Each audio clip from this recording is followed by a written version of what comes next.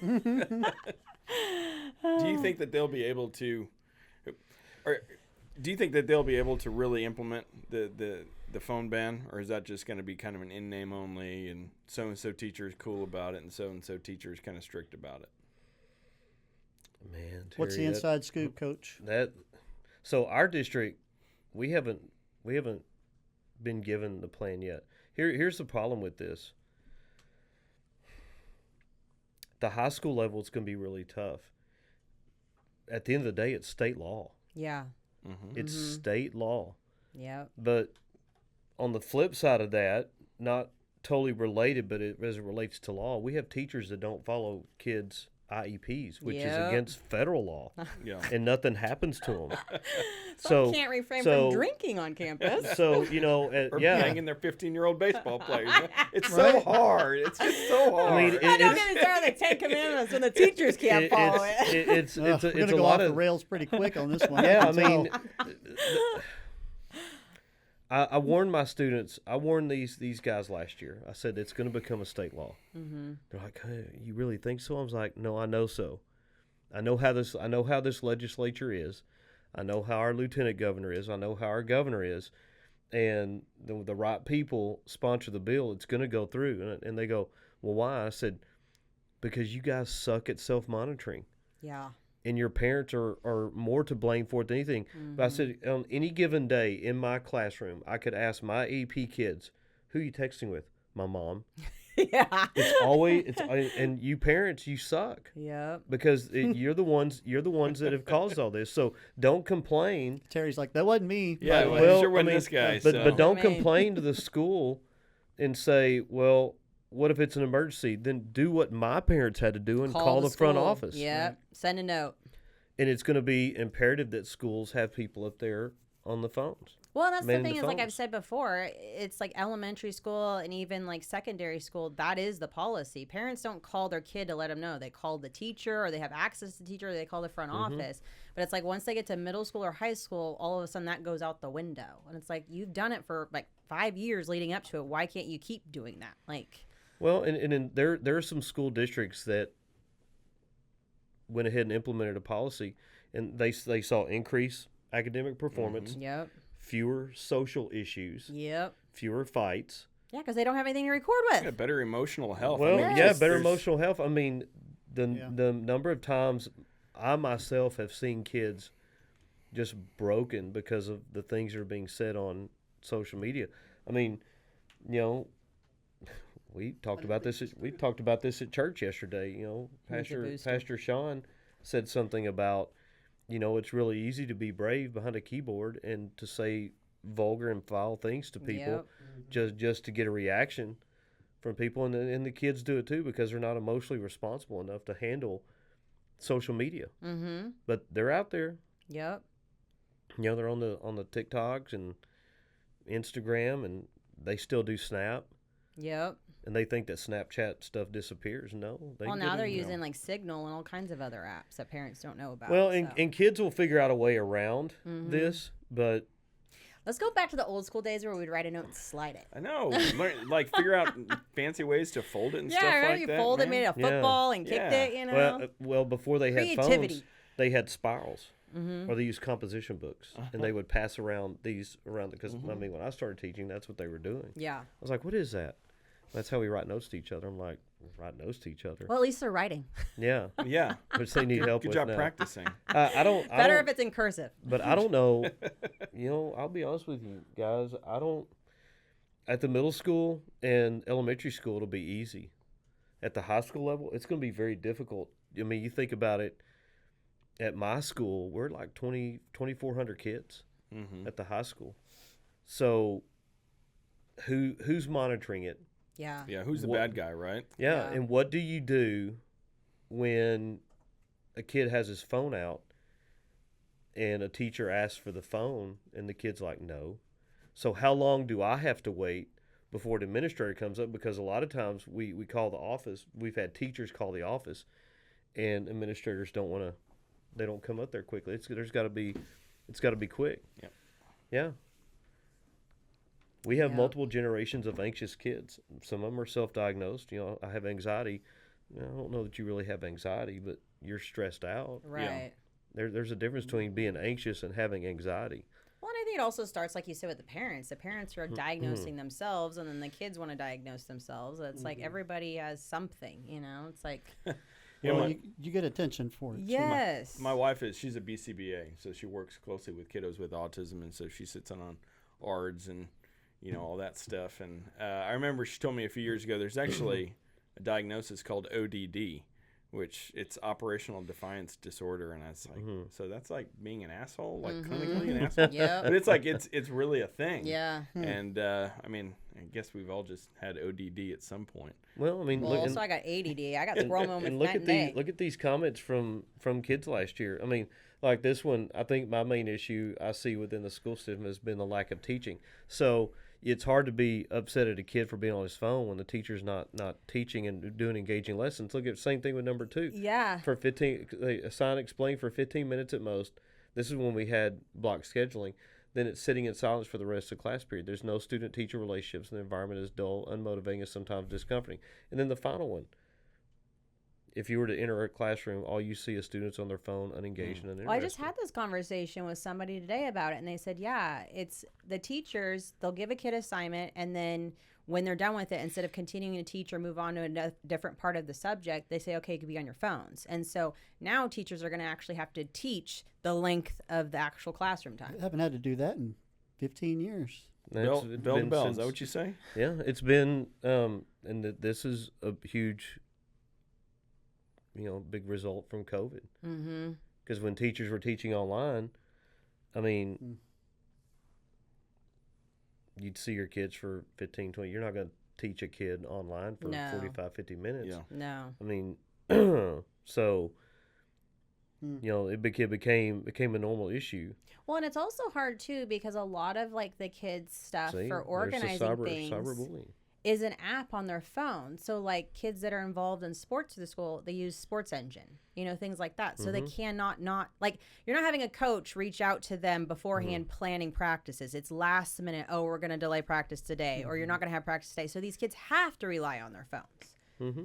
So I didn't think about that. Yeah. But that wasn't an issue. No, it's because, it's because faculty have become lazy in their delivery and relied so much on the kids to do it. Because technology can do it instead. Yes. Yeah. Well, we've had this proliferation of apps that, coaches can use. We use Sports U because it tracks everything. And you have to have something like that because you don't want coaches texting kids. Right. It's well, like what happened to printing it out and sending That's it in another their topic we can put That's on a here. gateway. Well, we get told this all the time. I mean, don't be texting kids. And we see it frequently where teachers get in trouble for doing that very thing. This is why we have apps like Band and Sports U. We use I know on our trips we use WhatsApp. Because it tracks everything. Everything's trackable. These kids, they just don't have the emotional capacity to handle this stuff. And they are living in kind of somewhat of a fantasy world. Like, again, we're on the trip. The number, there you go. Principal and staff drinking at prom and HR superintendent cover-up. Where? That sounds familiar. Wasn't there just a bill that was passed to prohibit this anymore from the cover-ups going on? But it's gonna happen. It's gonna happen. I mean, when we're in the Coliseum and we're walking around, it's crowded. First of all, it's hot and it's crowded, and people are. Sorry, Ashley, but it's usually the females who are trying to get the right picture and the right angle to post on their social media. And we're walking around and we're trying to get past this group to stay because we're a group of about 30. Yeah. We're trying to stay together. And this lady's like trying to block us off. And I was like, look, this isn't Vogue. This isn't a Vogue shoot. You're in the Coliseum. It's like several thousand years old. Yeah. Take your picture and move on. Yep. So we ain't got time for this. We're in a group. We're trying to stay together. And she kind of looked at me. I was like, what are you going to do? Grab your phone and throw it in the pit down there, where the tigers and lions used to be. I mean, but it's stuff like that. I mean, the number of times we're walking around and, kids are and I get it. You know, they want to document their trip, but you don't need 45 pictures just to have the No. hope of one. You're missing out on the Are actual you like moment. that? No. Do you have to have? No. Do you have to approve a Chad post? is. Her husband is, though. He's not. No, I'm just Do kidding. you have to approve the Chad. pictures? Like if your husband takes a picture, let me see it. No. I need to see it. In fact, like when he'll do like a birthday post, I'm like, really? That's the photos you've chose? Like, I'm like, whatever. He needs to use the one that I have saved as your contact picture of you in the little car in the in backyard. the little cozy coupe with a tequila in It's my my hand. favorite picture. Yeah. Like, did your wife know you took that picture from behind? No, she didn't know that one. So yeah. she found out after. It's a she real was tagged flattering in the angle post. there. Thanks a lot, Terry. You're sleeping outside tonight in the cold. At least it's AC there in Switzerland. But because you know, I got news for all these people that consider themselves, that think that they're social media influencers. You're not an influencer when you only have 200 people following you. Nobody's seeing your post. Well, and it's like you see people that pay top dollar to go to these concerts, and they're on their phone watching the concert through their phone, videoing. I'm like, put the phone down and live in the moment. Dance, have a good time. That's the whole point of it. Like, yeah, because when we're walking around, I'm just taking pictures. yeah. Yeah. And then, because like in the Vatican, it's really, we were in the hallway of maps. Mm-hmm. Where they're tapestries of maps of Italy and Western Europe. And as we're walking, they're so big. On the left-hand side, I have to move over to the right to take a picture. And then after I take a picture, I move to the left and take another. And I'm just I'm walking the whole time, taking a picture and looking. And then, you know, of course, you can't take pictures in the Sistine Chapel. Did y'all do the Vatican tour? We did not do the Vatican tour. No. Smart move. Yeah. I did get a picture. I did sneak a picture of the Sistine Chapel. Yeah. Yeah. What is this one? For me, school would we be had a better if we had a shorter shorter week. We do not have enough Mm. time for rest, schoolwork, volunteering, laundry, etc. to We take up. talked about that, where schools have wanting to do like a 4-day week and stuff. Well, and it's now state law that you know, the kids have to have a certain number of volunteer hours before they can graduate. Oh. And then you have a state rep from down in this area. I think it's Donna Campbell. I could be wrong. If it's not you, Donna, I'm sorry. But She is for this area, I have other right? issues with you too, because you're not a big supporter of public school. You say you are, but proposed legislation to ban school districts from having local control and going to a 4-day week. Mm. How do you feel about a 4-day week?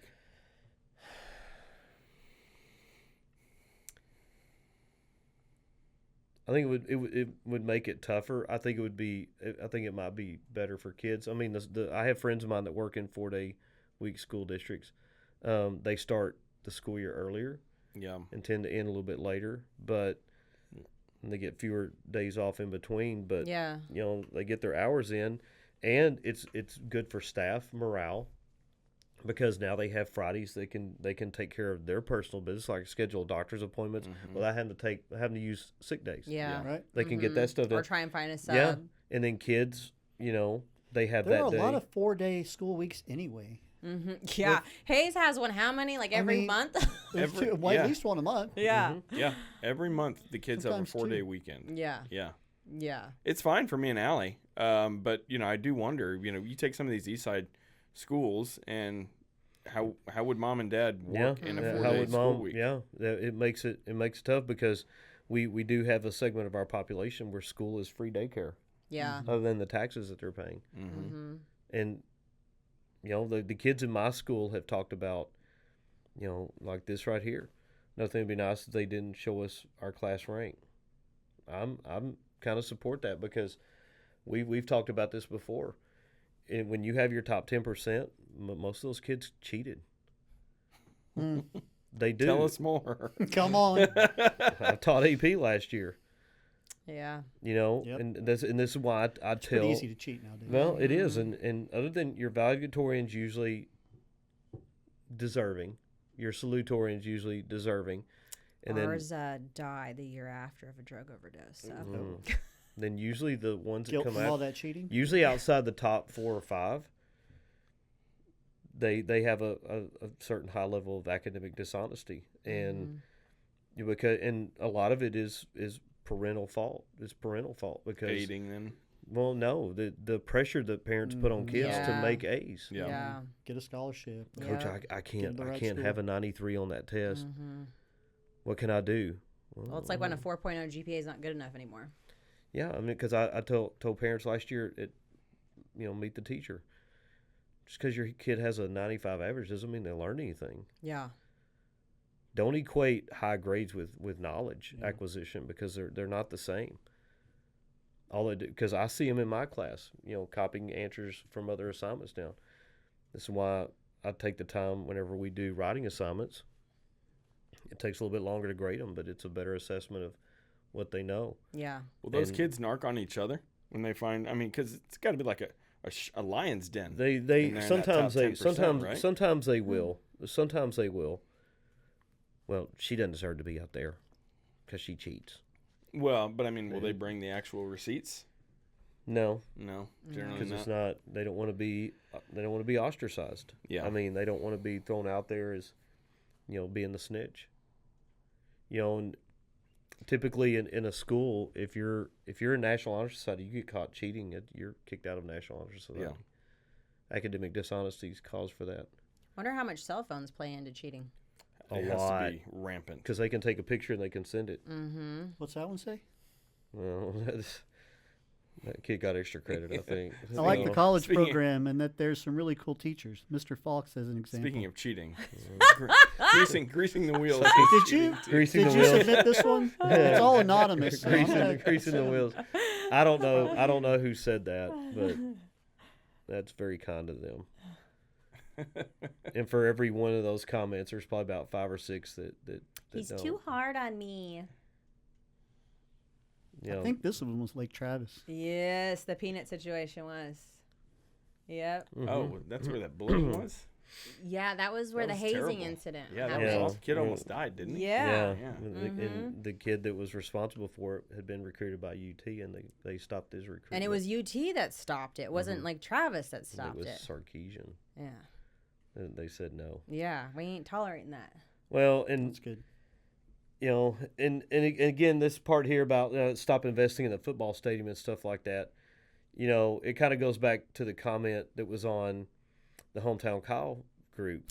I hate to say it, but I have never worked for a school district that follows federal guidelines for transportation, that cut out a bus route that's under 2 miles away from school because sidewalks got built, that reinstituted that, because that money to pay for that's got to come from local funds. Yep. And then to chime in and complain about the 20 school buses that were being purchased with bond money.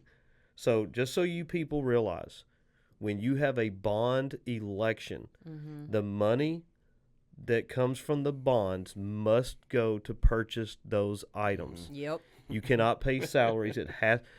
If it says 20 buses, they have to use that bond money to buy buses. Unless you're Kamala Harris and Yeah, don't show up that's- buses. yeah. Were people moving funds around and not spending them? No, there was somebody that said, well, why are they using this bond money to buy these buses? Oh, I don't know, because The old you- ones you- don't work. Well, because the old ones don't have seat belts. Yep. And you had students die in a bus accident on Highway 21 after they got hit by a gravel truck, and you were all on board with getting buses with seat belts. Yep. But now all of a sudden your bus route got canceled, and it's a minor inconvenience for you, which I get and I understand. I empathize with that, but figure it out. Mm-hmm. Well, like you said, it's federal law. It's within 2 miles. It really, And there's they've gotten sidewalks. lucky Yeah. as long as they have. The moment those sidewalks got put in, Then it was Yep. good and to the go. district is going to follow federal guidelines, Yeah, I'm because like, they if you want to be don't. mad at anybody, be mad at the city for putting the sidewalks in. That was on the Kyle Uncensored page. Hometown Kyle. Oh, hometown. I thought it was also on Kyle Uncensored. It probably was, my because I think goodness, they shared it trying to get all these like signatures and What an stuff. absolute cesspool that page is. I know, I saw you in there earlier. I like playing in there sometimes too. I mean, it's That place is a nut house. it's 100%. well, it's people not understanding that schools get federal money for transportation stuff, for like buses, and for whatever reason or another, if you live within a certain distance away from your kid's school and the sidewalks get built, then under federal law they don't have to have a bus route. There was for a that. guy that went like viral, and I don't know what state it was, but it had to do with their buses getting taken away. And so he created like this whole riding your bike in a group thing, and he would play music on his like bike and lead all the kids through the neighborhood safely to school and whatnot. I'm like, y'all could do something cool like Pied that. Piper. But Yeah. that requires effort. I know. That requires effort. And it's stuff like that as a teacher. Look, I get it. You want your bus route back. But there's a way more important things to worry about Yeah. than a bus route to school. And they would disagree because it impacts them directly, and I get that. But why don't we worry more about quality instruction and less about a bus route? Yeah. Make sure your teachers, and even at the elementary level, is your kid enjoying school? Are they Well, having there's fun? Are they even a learning? shortage of bus drivers. Yeah, So because it's like, the kids are buttholes on the yes, bus. jerks, yeah. Yes. Well, and I don't think parents understand that the bus is an extension of the classroom. Mm-hmm. Just like when I coached, and if I took kids and we're playing at a tournament in San Antonio, wherever we're playing at, that's an extension of the classroom. It doesn't matter if it's 12 o'clock at night. If a kid messes up, if a team goes to a tournament out of town and there's misbehavior, that's an extension of the classroom. School policies apply there. Mm-hmm. Dress code has to be followed. Yep. It's a thing that these kids don't seem to understand. Dress code has to be followed. Language. If in your dress code you're not allowed to wear hats, and you show up to the stadium for a football game and you're wearing a hat, you got to follow dress code. Take your hat off. Mm-hmm. My district, my school, we haven't enforced wearing IDs, which is very commonplace in corporate America. Yep. And this year we're being told that they're going to enforce that. Okay, well, show me. Mm-hmm. Because if I have to wear my ID every day, then student A through whatever should have to wear their ID. Yeah. Should be congruent. Yep. Because I need to know that if I see someone walking down the hall and they don't have an ID on, they're not supposed to be here. Right. Exactly. And that's another, we didn't talk about school security, how kids prop open doors. Yep. People want to know. Yep. I mean, my safety's in jeopardy too. You could put pebbles in that door trap and it doesn't shut. Yeah. Doesn't lock. Their friends leave to go get a coffee or go get tacos or whatever, and then they just open the door back up. So I mean, we're being told that they're going to search those kids, because if you're a student and you leave campus to go get something to eat, we have no idea what you've done from the moment you left to the time you got back. Maybe you picked up something. Yeah. Yep. And you're bringing it back in because someone's going to open the door for you. Yep. How do I know you don't have a gun? That's why we have metal detectors now, because some schmuck brought a gun last year. Yep. And There you go. all students, whether you're on time or late, they have to go through a door that has a metal detector. Mm-hmm. And, Yep. and parents are going to complain about it. Okay, can't have your cake and eat it too. No. We got to have some safety protocols. I have 2 daughters and a grandson. I got 2 parents that, doing my best to help take care of all the way down here. The last thing they need to do is worry about their lone surviving son being shot up at a school. Mm-hmm. So we got this problem here: vaping, guns. Kids are vaping, Yeah. knives. It's way too easy to bring stuff into school because kids wear baggy clothes. It could be 200 degrees outside and kids wearing hoodies. Mm-hmm. But I feel like there's a lot of teachers, and there's just so many videos that pop up. Maybe that is something we're going to lose from losing cell phones in schools, is that degree of accountability. But I just see so many teachers or administrators, whatever the case may be, they try to intervene and they try to enforce these. And you see these administrators end up in the hospital. And so it's, on paper, yeah, we should be more harsh about it. We should follow these rules. Yeah, but what happens when, Or the AP that lost her eye. Yeah. Lost her eyesight up in Dallas. Yeah, The Dallas area. exactly. Oh, my gosh. And so it's a cultural issue, Mm-hmm. right? From a student who's identified as sped. Yeah. Nothing will happen to him. Yeah. And so what, it's great to say that, it's become too normalized and we have to do something about it. But where does the change really take place? Is Home Yeah. Yeah. Exactly. with you guys. Not y'all in particular, Right. but with Yeah. parents. Yep. Well, and I mean, Well, and I was raised that I was a reflection of my family. So when I left the house, you acted away, you respected Be people. better like, out there than you are here. Yes, and it Yeah, was like well, that doesn't exist anymore. It's like, people knew who my people still know who my dad is. yeah, Yeah, yep. there was a level of expectation of behavior. Mm-hmm. High level of expectation. And you see that a lot in Some stuff I just got smaller really towns. good at getting away with. You see that a lot in smaller towns. Well, yeah, it's like you would have kids that would bring another pair of clothes and change at school and stuff. Now these parents are buying these clothes for the kids. I'm like, where's the other half of your shirt? Like, well, and I get it. I mean, it's tough when you go out to go clothes shopping for school. Mm-hmm. Man, I'm not against uniforms. Yeah. Not against uniforms. That's going to be my next question. I'm not against uniforms. You take away that social stigma of, who's wearing this, who's wearing that. Right now, the big complaint is parents buying the school supplies. Your son wears $250 Jordans and has a $900 cell phone. Suck it up and go buy those damn pencils. Buy 3 boxes of those the glue sticks, dodecahedron pencils, all the hand sanitizer. Well, because they don't realize that all that stuff will be gone 3/4 in the school year, and that teacher, instead of asking parents for more, will go and pay for it out of their own pocket. Mm-hmm. And and you parents that think the school district has all this money to buy supplies, you're wrong. Right. How about you go volunteer at school sometime? Or even the teachers that get changed into a different grade and have to get all new supplies. Like, there's one I know that was in pre-K. Now she's going to 4th grade. It's like, okay, Play-Doh doesn't work with 4th grade. That's a big shift. Yes. And so, like, 2 weeks prior to school, she's having to buy all new school stuff. And 4th grade's tested. Mm-hmm. They have tested subjects. I mean, it's don't complain when you've never been there. Right. Yeah. Get off all you Karens out there. I shouldn't have to be buying. I'll buy my kids supplies. Shut up. Buy the damn stuff and keep your mouth shut and go volunteer. Yeah. Go volunteer. Go sit buy there. some extra for Hayes Hope to go. Put it in the bucket. Well, I'll tell you what. I've seen stories of parents bringing in 2 and 3 sets of school supplies and giving the teacher a $50 gift card for when it ran out. It'll run out because your kids are irresponsible.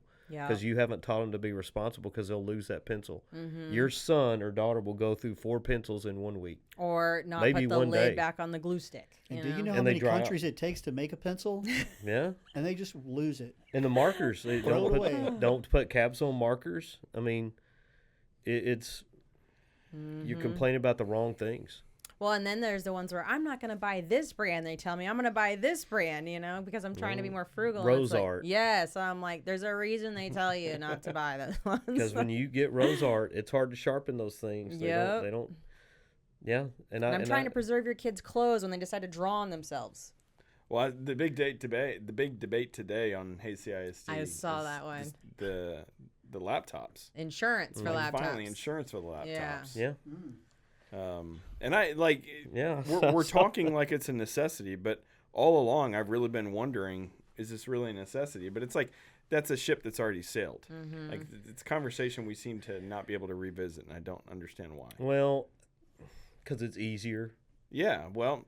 But is it more effective? That's what I care about, and it seems to be less effective. Well, I have a really good friend of mine that teaches math. Cecily, she's going to be teaching at Long Creek this year. She gives all her tests on paper, and her students perform better. With math.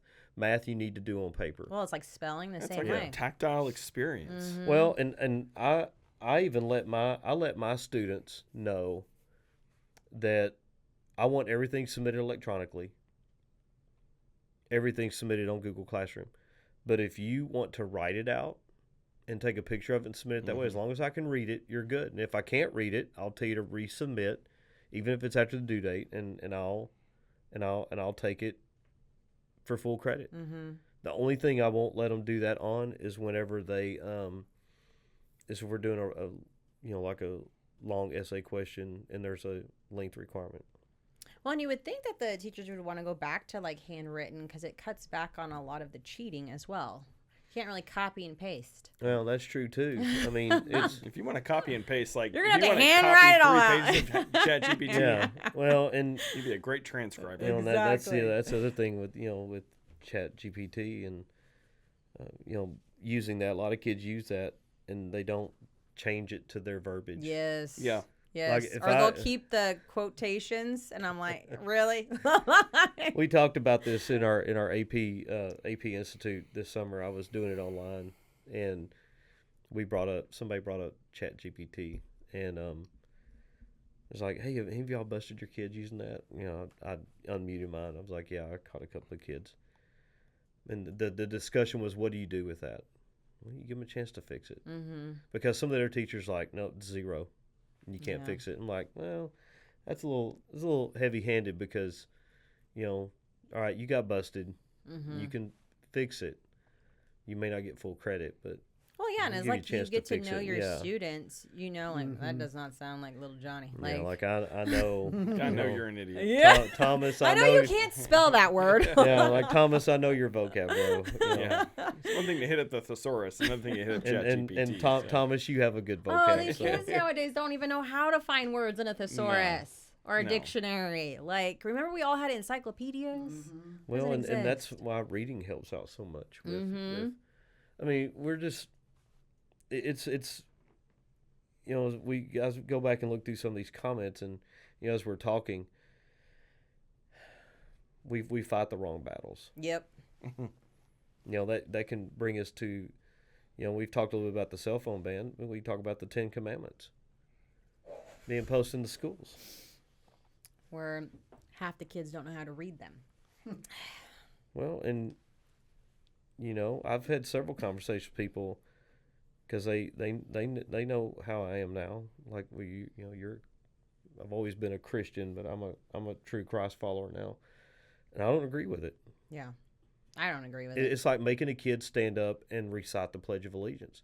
I have no problem with telling a kid you need to stand up. I'm not going to make them recite the pledge. Yeah. Forced patriotism is Nazism. It's fascism.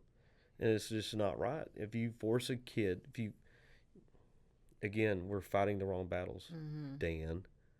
Yep. Hey, we passed legislation to Oh, you have to call him Lieutenant Dan Patrick. Lieutenant Dan. I would just love somebody out there needs to get me an audience with him and Greg Abbott. I would love to sit down and talk to them. It's like, whenever he went after that reporter for the edibles and stuff. Would you like to try some of this? Yeah. Hell yeah. Open that sucker up, man. Let's go. You gonna sit down and share it with me? Because I would like to see your carpetbagging butt try one of these gummy bears, bro. Maybe you would lighten up a little bit and get that corn cob out of your butt. Dan Patrick's never been in a classroom Yeah. for any length of time. Dan, come visit my classroom in Seguin High School. Come see my EP kids because they're awesome kids. Mm-hmm. Now I'm sure they would have a thing or two to say to you because we should not be worrying about posting the 10 Commandments in the classroom. Right. When we have kids that can't read and write. Exactly. Well, and most schools have a mission statement, and it's basically morals and values. Be kind, be respectful. It's like, implement that, that will help with your bullying and all of that. A lot of the 10 Commandments don't apply to the kids. Right. I'm not so worried about murdering. Or adultery. Yeah, and things like that with my third graders. Right. But being good people. Yes, morals and I'm interested values. in that. I'm interested in that being just pounded into their Yes. heads. You can be a good person without being a Christian. Yeah.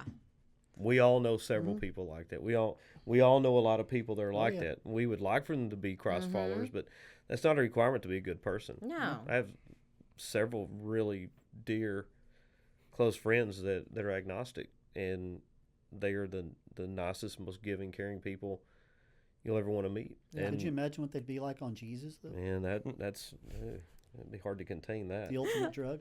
Yeah, I just think it's just. I think that's weird that's one of the things that Republicans are going to champion. I think from that's this legislative session. It's a flag you can plant, right? It's a tangible victory and it's a tangible loss. Whereas better educational outcomes is really difficult. That should be the fight that we're fighting, but it takes a long time to measure, and it actually requires a lot of effort. Well, and change. I would rather talk about curriculum standards and what we're allowed to teach and not teach than the 10 Commandments. That's not my job to teach your children the 10 Commandments and have that posted in my room. My job is to teach them history. And if that includes a discussion of the things that this country has done, historically speaking, with other powers and how we've intervened, and you want to change the standards that we teach to not allow teachers to do that, that's censorship. Yep. And then you start to get in and you start to get into other things, whenever you don't allow your educators to, and I get it, there are teachers, and I know some of them that that they give their opinions more than they should. If you're giving your opinion as a teacher, you need to stop that. Like just your shut your political mouth. opinion? Huh? Political opinion? Yeah. Or if it's about a historical subject, your job is to teach the facts. Well, Coach, what do you think about that? It doesn't matter what I think about that. Doesn't matter. I've spent. We had the question today when we had our startup today that I gave the look like, what's your favorite unit to teach? And I've had my favorite units, but I think right now, as I start to learn more, it's going to be about colonialism in Africa. Because I watched a lot of Bourdain this summer, a lot, over and over and over again, and to where I start to learn more about how Belgium was in the Congo and the way they treated people, like cutting people's arms off. If you didn't meet quotas, they cut your hand off.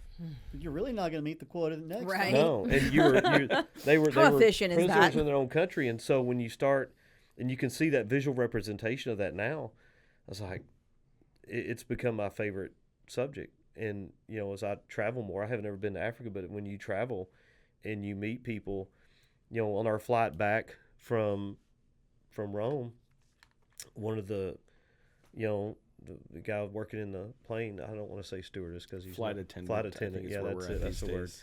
That's the gender appropriate term. The flight attendant was from Senegal, and so when we get ready to get off the plane, I kept watching this guy. I was like, man, dude, he's pretty awesome. And we got ready to leave. I said, we landed. I said, where you? Because I heard him talk about how he was trying to get on a flight that would go to Senegal, and he was going to take some days and spend time, go visit family.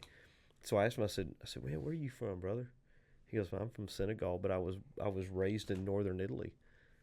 And I said, well, I heard you talking about how you want to go back to Senegal. I said, you're the second Senegalese person I ever met. And he goes, you actually said that right. he was kind of shocked. And I said, I've met someone else from Senegal. And, Senegal's another one of those countries that was caught up in imperialism. And, whenever you talk to people that are from there, you see the lasting impact 50, 60, 70 years after European powers came in and stripped their country of their resources and left a power vacuum. And so as I study more about that, I get more and more. I've always disliked teaching African history, and now it's quickly becoming my favorite topic because it shows the dangers of the haves versus the have-nots and inequity because we have that in our country. And we're worried about 10 Commandments. Yeah. How do you explain the 10 Commandments displayed to a curious fifth grader? You're not. You don't. And guess what? Those kids don't care. No. They want to know why they can't eat Play-Doh. Right. They want to know why. Hey, how come I don't If you get got to? fifth graders eating Play-Doh, we got a problem. Yeah. Well, how you'd be shocked. It's slime these days. How come my friends get to go out to recess and I have to sit in the classroom? Well, because you were pushing a kid in line in the cafeteria, or, your specials teacher reported you for being a butthole. Yep. So you don't get to go out there. I mean, yeah, you got kids that don't know basic arithmetic, and you want to teach them and have them know what the 10 Commandments are. Like, what about if you had it in the library and you had all the other religions displayed? no, I don't think any of it should be in the school. Yeah. No, that's a parent's job. Yep. That is your job to teach your kid about Christianity and any other religion that you want to talk to them about. It's your job to do that. That's not the role of schools. My job as a history teacher is we talk about world religions. We have a unit on that, okay, because we talk about in the context of world history. How did Islam spread? How did Christianity spread? How did the Protestant Reformation start? The role of the Catholic Church, the Edict of Nantes, and the Catholic Counter-Reformation. Why did we end up with the Church of England? How all this stuff happened? That's historical context. It's not my job to teach my students the principles and concepts that relate to Christianity because I'm not an expert. Yeah. And I'm definitely not expert on Buddhism and Hinduism. Well, and that's why I homeschool is the freedom to teach my kids what I want to teach. And so I don't think anybody should implement anything on any kid. No. So are all those religions already represented in the library in books? And you can go and read it, the 10 Commandments in the library? I'm assuming they are. I don't go in the library. Any other religion? I don't go in the library. They got other books in there that are half nude, I'm sure. Do they have a Bible in the library? I don't think so.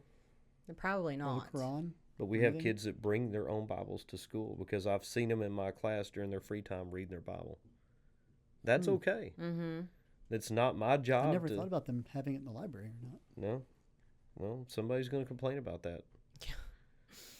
Yeah. They want, again, they want their cake and eat it too. So you have to put Certainly. it up in your classroom somewhere. I thought it just Allegedly. has to be in the office is what I thought it was. It doesn't have to be in each classroom, does it? I don't know. I thought it just has to be displayed somewhere in the school. Because I'm not going to put it in my classroom. Yeah. I think, I have 2 buckets with stickers in my classroom, and I have inspirational stickers, and then I have a box that I put faith-based stickers in. Mm-hmm. And I tell the kids, I'm like, look, I have stickers up here. You're more than welcome to come get them. So I know that some of y'all are Christ followers, so I have faith-based stickers over here. Do with it whatever you want. Then I have these other stickers. They're motivational. They're feel good, pick me up, whatever you want to do. And the kids, even the kids I would never suspect, the faith-based stickers go quicker. I had to replenish that during the year. What kind of things do the faith-based stickers say? Yeah, I imagine the other Thou ones are shalt like, not "You're kill." awesome." Well, the other ones are Great like, job. let your light shine, or the Awesome. motivational ones, just stuff like that. But the faith-based ones are, there's scriptures on them, and Yeah. be a beacon to the world, and Be the light. I always look through them. Like there's some where it's the Latin spelling for Yahweh, for Jesus, and for God, and there's one I have on my water bottles. God is great. It's in Latin. On that. Yeah, it's on this one right here. Somewhere on here.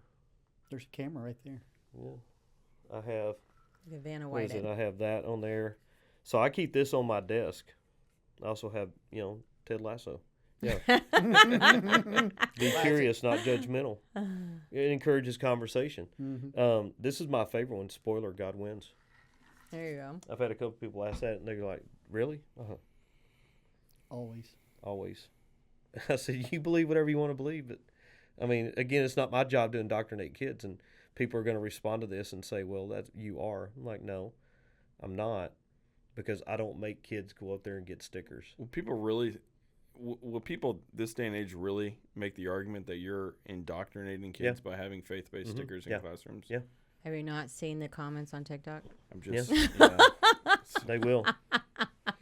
The people have said I need to take history classes Apparently, there's words that are offensive on nowadays that I TikTok do nothing because about. they have literally made a couple of. So it's funny What? because on Did I our miss something on TikTok? somebody said I need to take you history. got good genes. Oh, yeah. Thank you. Not as good as Sydney Sweeney's doing. Yeah, they said I need to study up on history. Yep. Well, I have a bachelor's degree in history. I took 3 extra courses, and I've been teaching history in the schools for 28 years. And I don't teach my private opinion. And they're saying you need to take a history class on account of the stickers that you put on your water No, bottle. they said, but I don't know what I'm talking about when I'm talking about history, Yeah. because I think we were talking about Wars. Palestine. Oh, the Yeah, comments. we were talking about the comments. We were talking about Palestine. I was like, there's Yeah. never been a Palestinian state. Yeah, And- they let anybody of any kind of capacity on TikTok. Yeah. But what's funny, The bar's pretty low for some. what's of these funny people. is all the My comments that were gosh. on there.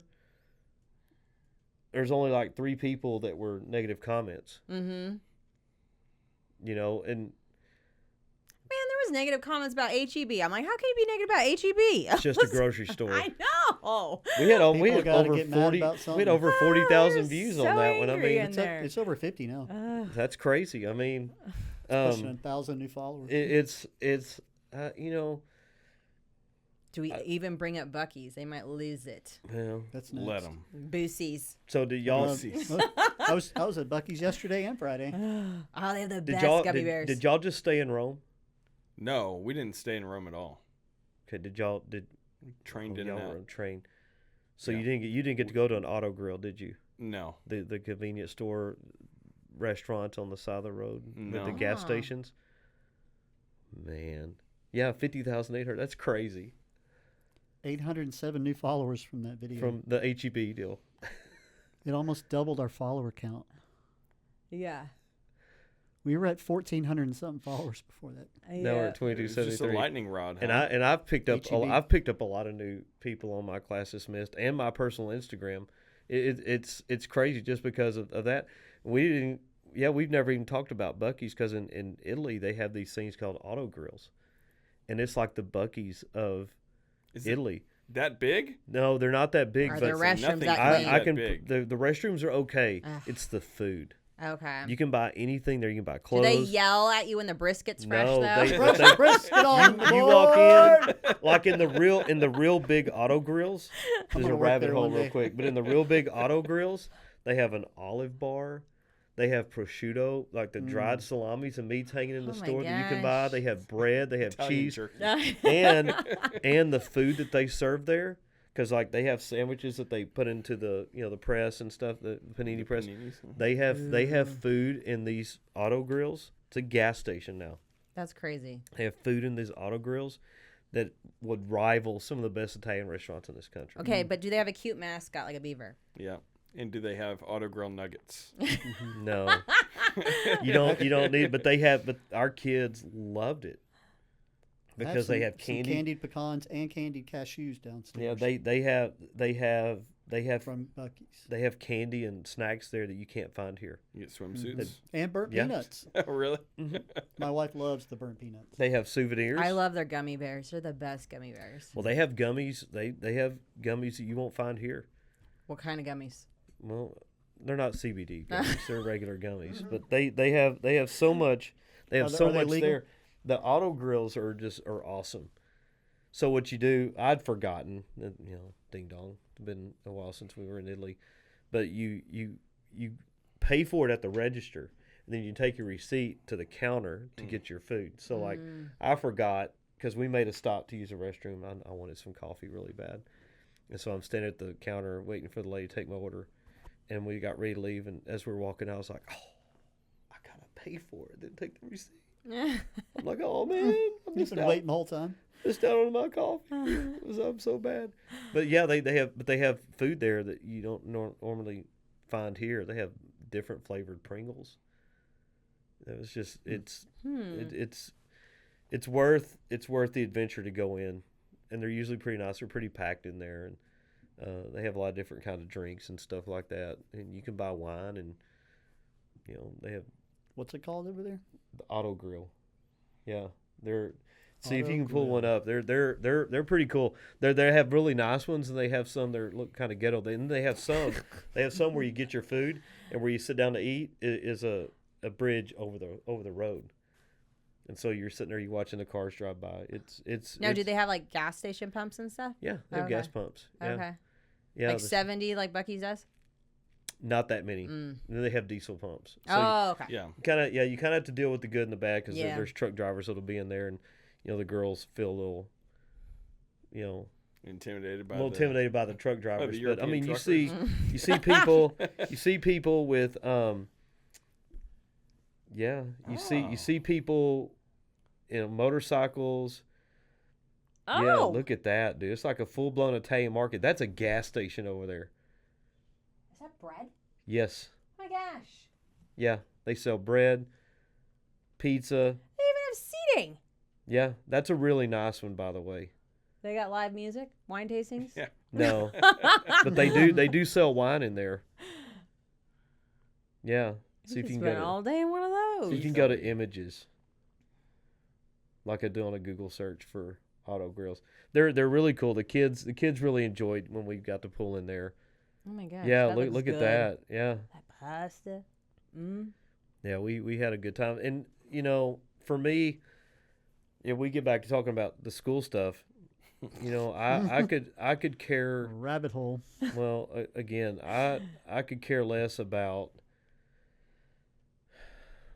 the 10 Commandments being my wall, and that's from a Christ follower.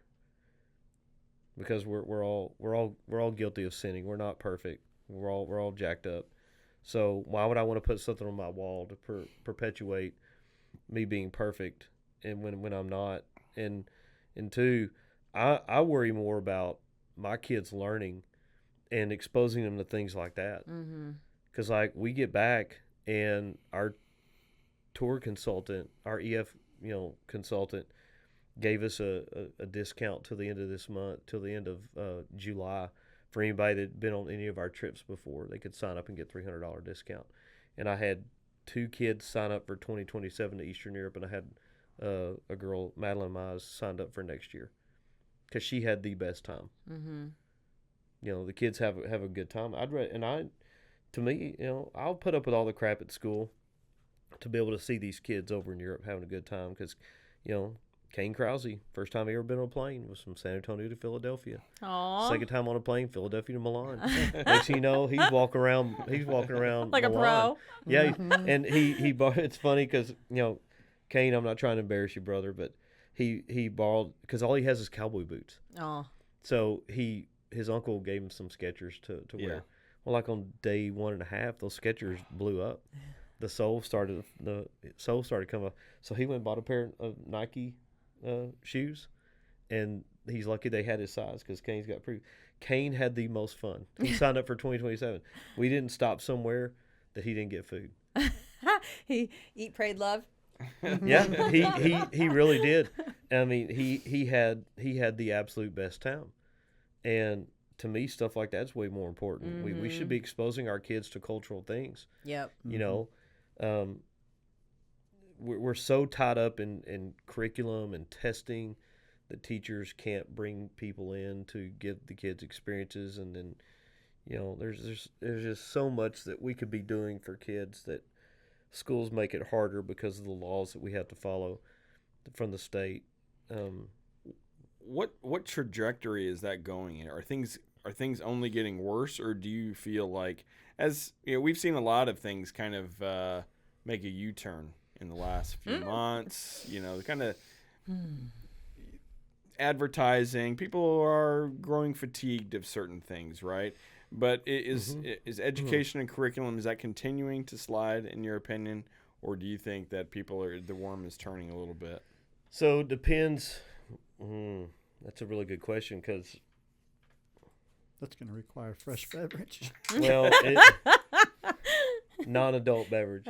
So I guess it really depends on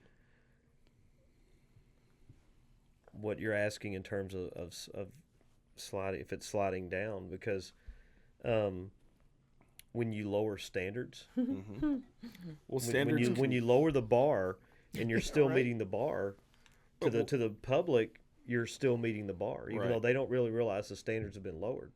So if the passing rate, I've seen that meme that's out there about the passing rate, the grading rate in California schools. Yep. So when you keep lowering the bar, if people meet the lower bar, they're still achieving success, but are they really achieving success? Right. I tell you, for me personally, watching what's going on in our society right now, the thing that really gives me confidence and hope is the revival that's going on in this country. Yep. Yeah. People are tired of the crap, and they're seeking out the only place you can get answers, and that's God. Whether you believe that or not, and if you don't believe it, you reach out to me and we'll have a conversation. And if I can't answer your questions, I sure as heck know some people that can, that are better equipped to answer those questions for you. And if you're questioning things, I will help you out with that, because, man, I'll tell you what, there is a lot of comfort in realizing that I don't have to be a part of this right here. I don't have to be a part of that, because I give all my cares to Him. I ain't worried about that. So, but to answer your question, I think probably more so now than ever before, people are fed up with their politicians. We see this. People have turned against John Cornyn. His own party's turned against him. There are people that are turning against Greg Abbott. Yeah. When you're and I'm conservative, not a Republican, I'm conservative, but I think I'm probably more moderate than anything.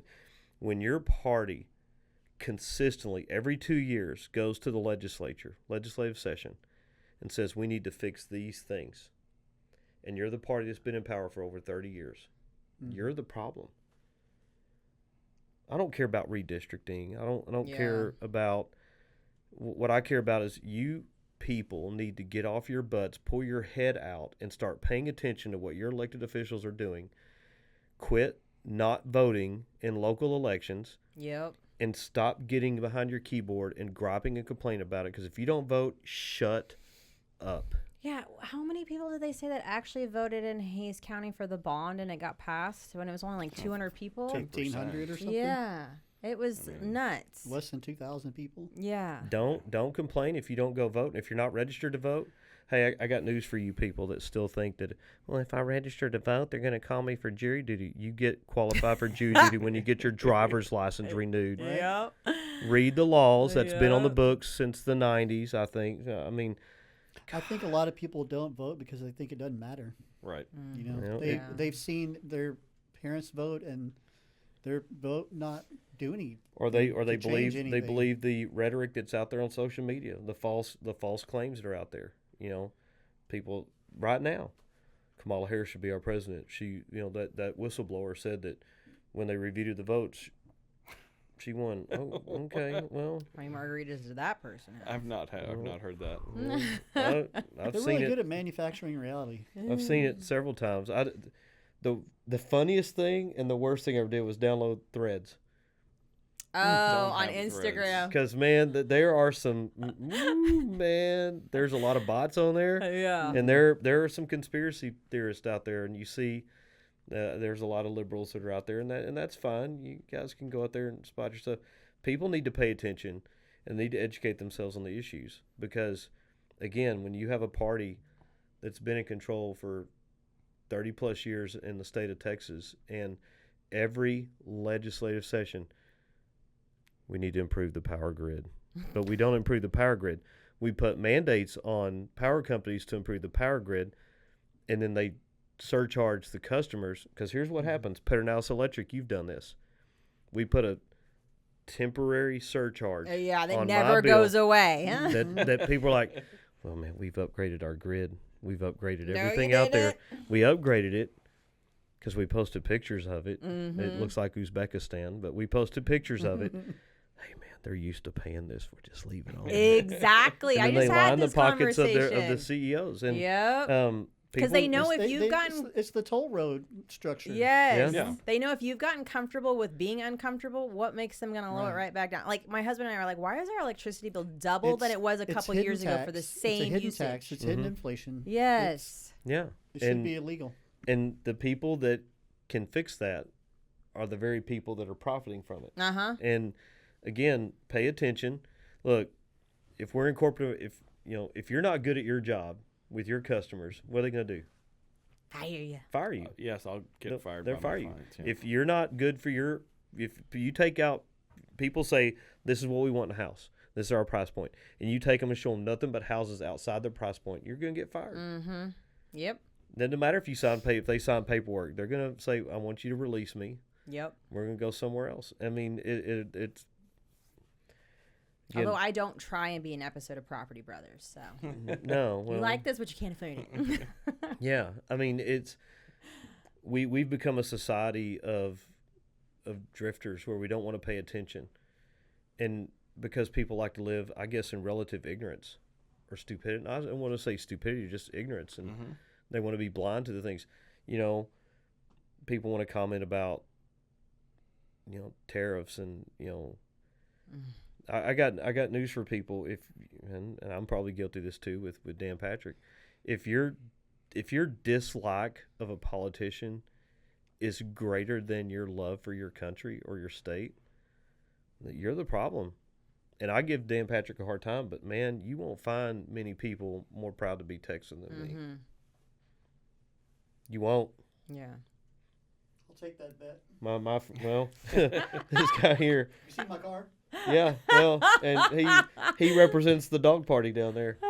He's like Pastor Sean. Dogs are I'm the dog God's party. pets. I mean, He's got the case Screw of the the other wiggles, two. man. He moves more than your high school kids. yeah, he's been drinking coffee all day. He didn't go to church yesterday. He's convicted by the message we had, the controlling of our tongues. But I mean, we have multiple generations of people that aren't educated on these things, and they don't want to take the time to have those kind of discussions. I mean, you're the most blocked man in Hayes County. Whenever you ask probing questions, That's a pretty good badge of honor right there. people Do they give that badge on Facebook? Because I know they'll give one like top contributor. One can be made. I know one can be made. You need to get him like a little medal. Yeah. Get him a hat. You know, talking about hats with Profile my frame. sayings on there. Neanderthal Most black men, does it too, yeah, yeah. most black men in Hays County, that's going to be a trucker hat. Yeah, I'm that guy. I'm gonna get. We need to make merchandise for the podcast stuff, so we can make that. In get Most black man. Yeah. I'm gonna get a get picture of Terry. maybe ask Karen I Castillo. wonder if there's a way you from- could figure out how many people actually have blocked you. I wish. Yeah, well, when I go on to anything and I see something's got 10 reactions, Yeah. I'm like, oh, okay, well, who's reacted to that? And there's only 8 Yeah. that I can see. Well, then I know that I've got 2 people that have blocked me. Yeah. And then I can hop on over to my burner account and see maybe who that is. So that's always interesting. And then I go into Time Hop, and, maybe I've got like a birth announcement of my kid. And so, it's got like 400 comments or something like that, or likes or whatever. And it's down to 100. Well, no, so it's the same amount. I lost but a lot of I can friends that scroll year. down and it says like, oh, add friend. Uh-huh. I'm like, well, damn, I thought I was friends with these people. I just saw you. Just had lunch Yeah. with you yesterday. Yeah, so that's how I can, my breadcrumbs of. He's realized his birthday unlike- announcements for people's gotten Yeah. lower. Right? I'm How gonna, come we don't get invited anywhere anymore? I'm gonna ask Karen Castillo. She has that old mother trucker hat bar. If she can make a hat for Terry, it says most black man in Hays County. Social media. They have Megan Ekstrom do that too. most- Megan Ekstrom could do that for me Well, too. it's funny because people can think they can figure out your political leanings, and I'm like, you're wrong. Well, he instigates it, which is so funny. Mhm. I'm like, if you really know Terry, that's not what he views. He's just conversa- getting a reaction he's out of you. a conversationalist. and Yeah. He asks questions to get people to think, and We're good at peop- weeding out the. well, and people don't. Bring back mental facilities. They're the ones who blocked me, unfortunately, so I don't get that entertainment anymore. Well, So, and people don't want to think for themselves. yeah, No. I think people enjoy being told what to do. it's comfortable. Yeah, It's very Well, that's why comfortable. some people are okay being like a socialist country. I'm like, what? Like, yeah.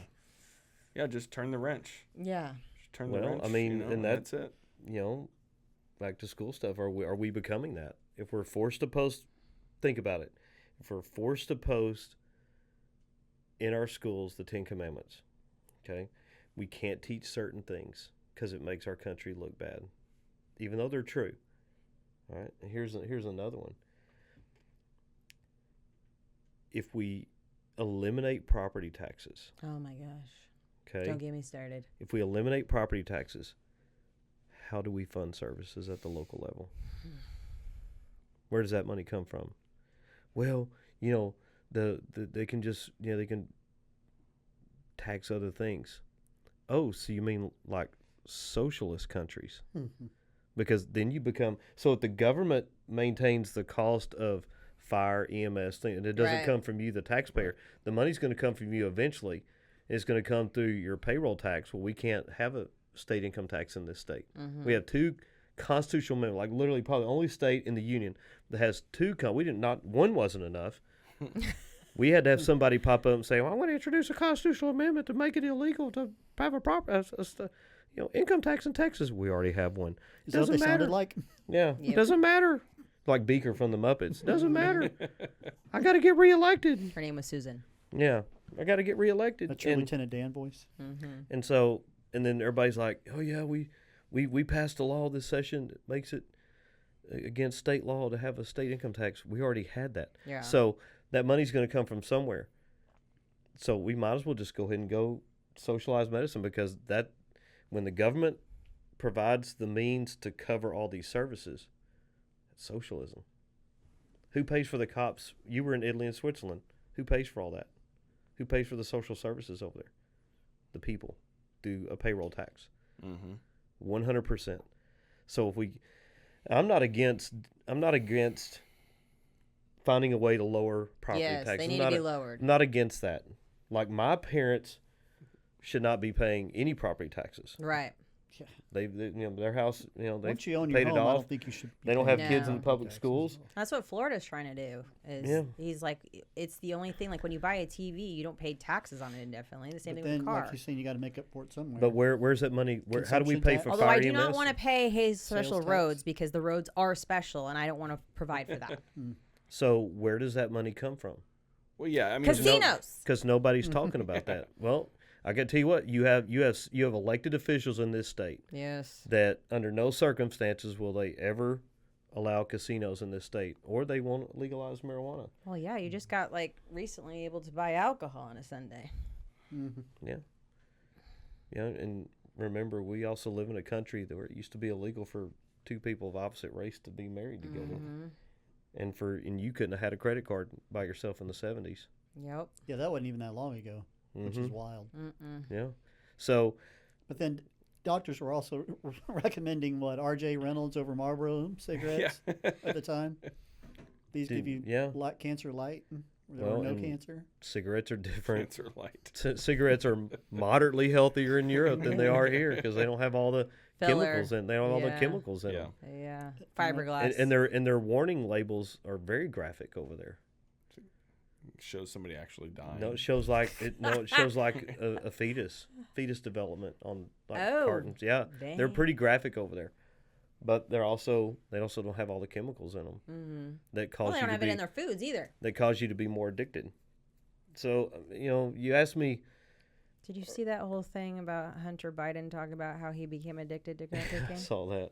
Because it's natural for you to become addicted because, like, as a baby, you have a pacifier, you suck on your thumb, so it becomes this whole thing. Did you see that? Is that one of his podcasts? That was the one he was just on. Yeah, and that it's healthy. Can we get Hunter on?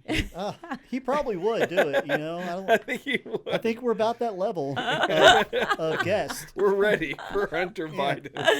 Yeah, we could probably get Talking him. about that'd be polarizing in this county. Probably get Aaron. He went on a tear on that one. That's the one I'm talking about. He Yeah. was sitting with that guy in the garden or Yes, something like that. that's the one. He was talking about how like crack right now. cocaine is actually like clean and how whatnot. he's, like, I making bet his Cleaner own than or something alcohol. like I that. bet if we got him on here, we get some Democratic reps up here. Yeah. Or maybe Lieutenant Dan would I actually just hope show he up. keeps going on podcasts because that was great. It was. Maybe it Aaron was. Zwiener will come back to Texas to see Hunter. Keep spilling the beans. He's got immunity apparently. Apparently his pardon was the only one that Biden really signed by hand. Well, I'll tell All you, the rest were auto pin. you guys are up there in Chicago, man. Go get you a Chicago hot dog while you're up there, and get you some Jared. I was reading they might do all kinds of things. I mean, felonies aren't off the table. Misdemeanors obviously aren't off the Well, table. did you see that the plane that they went on was like $118,000? That was obviously provided by somebody. So this was coerced. Yep. All But planned. Theatrics, people. Theatrics. again, the people that suffer for it are us. Didn't he have a 3 o'clock deadline? They gave them 3 o'clock deadline. What happened? Did they come back? No. No. So I don't do they know. lose their positions or what? They're saying that Abbott can actually pull them out of their positions and reappoint replacements. Checkmate. I really don't think they'll do that because they No. did this nonsense 3 years 2000 ago, right? is 2006. Yeah. Oh, yeah. And they said that Ken Paxton changed some sort of law in 2021 that basically makes he can enforce it now. Yeah, because it was just a few years ago Yes. that they did do this. Yes. So we can have them put somebody in from the dog party in all those positions. Yeah. And then we can start Anybody making want to do change this? I here. volunteer. All right. I like dogs. I like Dog dogs. party. Put me up there. You're really wanting to rub elbows with Dan, aren't you? They'll investigate me real quick. Dog and God spelled backwards. It is There you God's go. chosen pet. I really party. think. I mean, I don't know. I just wish people would quit being sheep. Think for yourselves and put our society above party. I think that's one of our biggest problems people is above party. party. Everybody's become so polarizing, and it for whoever you want to trace it back to. I mean, I'm sure Ronald Reagan was probably a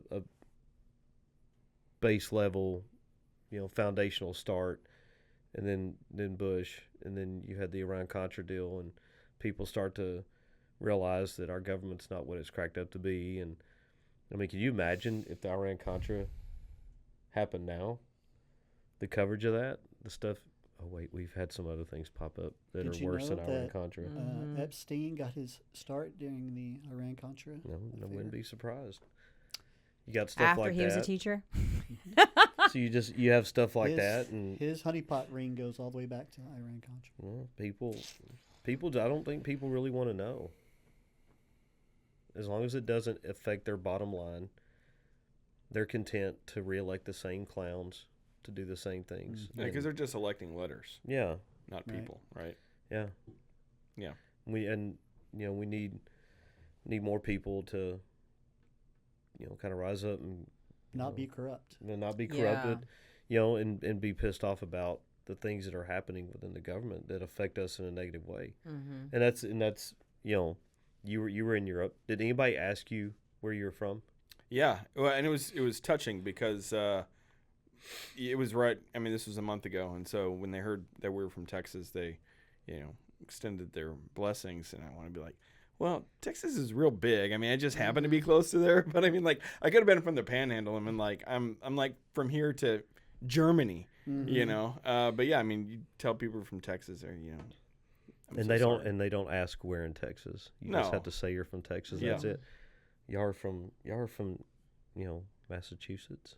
Well, where at? Nobody cares. Mm-hmm. I mean, it's that's kind of rude, but did anybody ask you about the politics over here? No, because they don't care. Yeah, they don't care. I talked to a lot of think that everybody cares about them. Yeah. Well, and on our that EF Facebook group, before we even left, there's group leaders.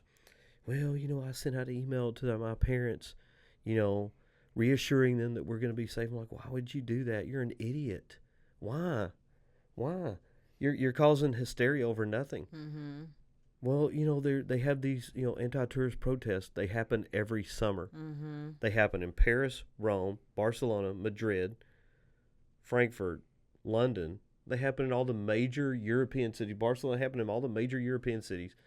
And at the end of the day, nothing happens because it brings in a ton of money. Yep.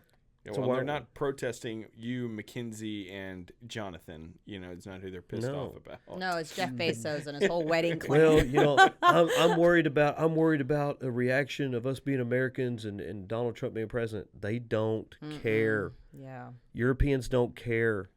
They have their own issues. They don't care about the United States and our politics. You're here to spend money? All right. Well, let me show you where to go. Mm-hmm.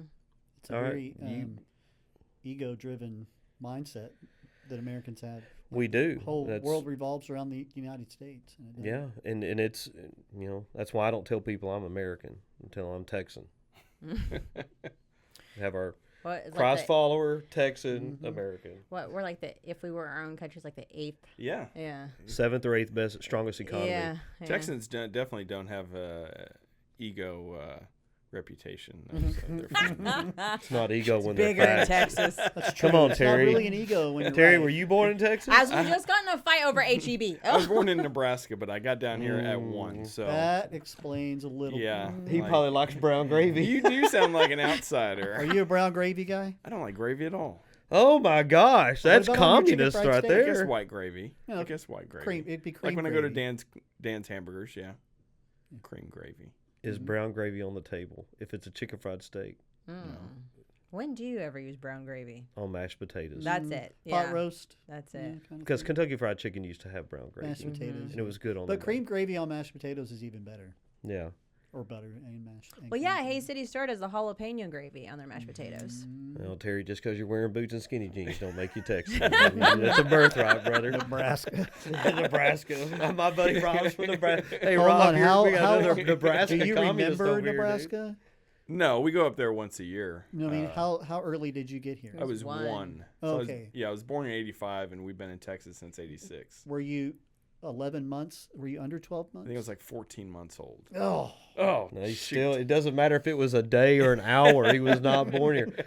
That explains why he's blocked so much. All the people that know it, and they smell it. Did you have relatives, ancestors here in Texas? Mm-hmm. No, my mom moved down here because the company she was working for was bought by Enron. So Enron brought me to. That's a good company right there. Brought me to Houston. So your kids are first generation Texan. Yes, Allie was born in Texas. My wife. So, yeah. Well, so they're not first generation Texans. That doesn't give you birthright. So they're like 5th generation Texans. Yeah, they're 5th generation. Well, for Texans. your family though, they're yes. For your side, because you're an interloper. I'm an interloper. You guys let me in. Thank you so He much. doesn't remember Nebraska. 14 months is I'm gone. sitting over here real quiet. Yeah, what about you? So where She's you're We're the only from. Texans in the room. She We won't say where got Ashley's here from. not as quick as she could. But we'll take her. I escaped California years ago. Yeah, we We'll take all the good ones we can get. Yeah. we don't hold that against y'all. I saw the writing on the wall like 14 years ago. So I did tell Crystal to ask you about the Sasquatch story, the Bigfoot story, from where your husband's from. She goes, "What?" I was like, I just ask her about the Bigfoot footage and the reel. I said, it was before you were born, but just ask her about that. She goes, "What do y'all talk about?" I go, "We talk about all kinds of stuff." I mean, my husband created a whole TikTok account of the AI Bigfoots, and they're cracking jokes and stuff. And he had like 2 videos go viral on that thing. yeah. So Here I'm trying to talk him into making us babies, Pardon? AI babies. I want Oh. to be an AI baby. Oh, yeah. oh, on the I on keep that, forgetting to look at that program. it's I don't know. I'm convinced Terry as a baby would be epic. You might It not have would. people block you. Maybe might- I could, might maybe I re-add could garner you. some sympathy. They'd be like, Not being oh, from Nebraska, we won't mention that of course part. he's a baby. We're gonna He edit always that acts out. like one. I don't know. I mean, it's just this is why I stay in my lane. I come on here and I say stuff, and sometimes it might be outrageous, sometimes it's not. I want people to think. If we're talking about stuff that applies, like when it comes to my classroom, my job's to teach my kids, and I'm going to hold true to my commitment to my college professors to teach history the way it's supposed to be taught, and sometimes it's ugly. Yeah. Sometimes it's not pro-Western white people, because man, we've jacked up a lot of things. Mm-hmm. And that's why I go and talk to people in Turin who are demonstrating for Palestine. I want to hear why. I'm not trying to be a butthole. I'm not trying to be rude or disrespectful. I'm Just come by naturally. yeah, just come by naturally, according to my friends. I want to legitimately know, like, why are you out here? What are you trying to accomplish by being out here? When we're bringing attention to genocide, you mean like the Holocaust? Because what's happening hey, you people, and I'll tell you what, when you put this clip out there, people are going to complain. They're going to say I'm stupid. I don't know what I'm talking about. What's happening over in Gaza is not even close to intentionally rounding people up, putting them in housing, and then putting them on cattle cars, driving them to a detention camp, and putting them in a crematorium.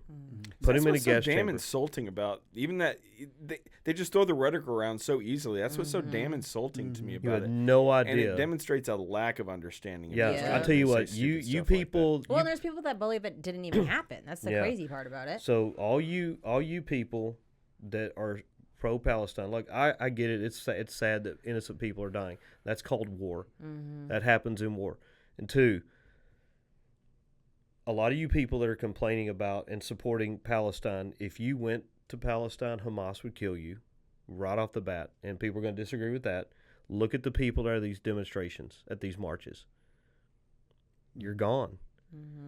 It is nothing even close to putting people in a gas chamber with a ceiling right at head level and turning water on and Cyclone D gas coming in and killing you, and then they take their bodies to the room next door and burn them. Or I got even better one. Graves. Got even a better one for you. Yeah.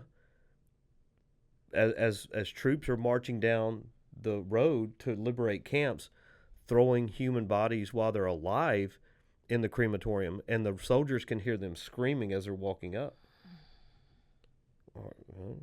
The mass graves that were dug before the crematoriums were built, where they, shooting Jews and covering their bodies up with lime, and then they quit shooting because they were running low on ammunition. That's genocide. Yep. That's genocide. Your definition of genocide's warped.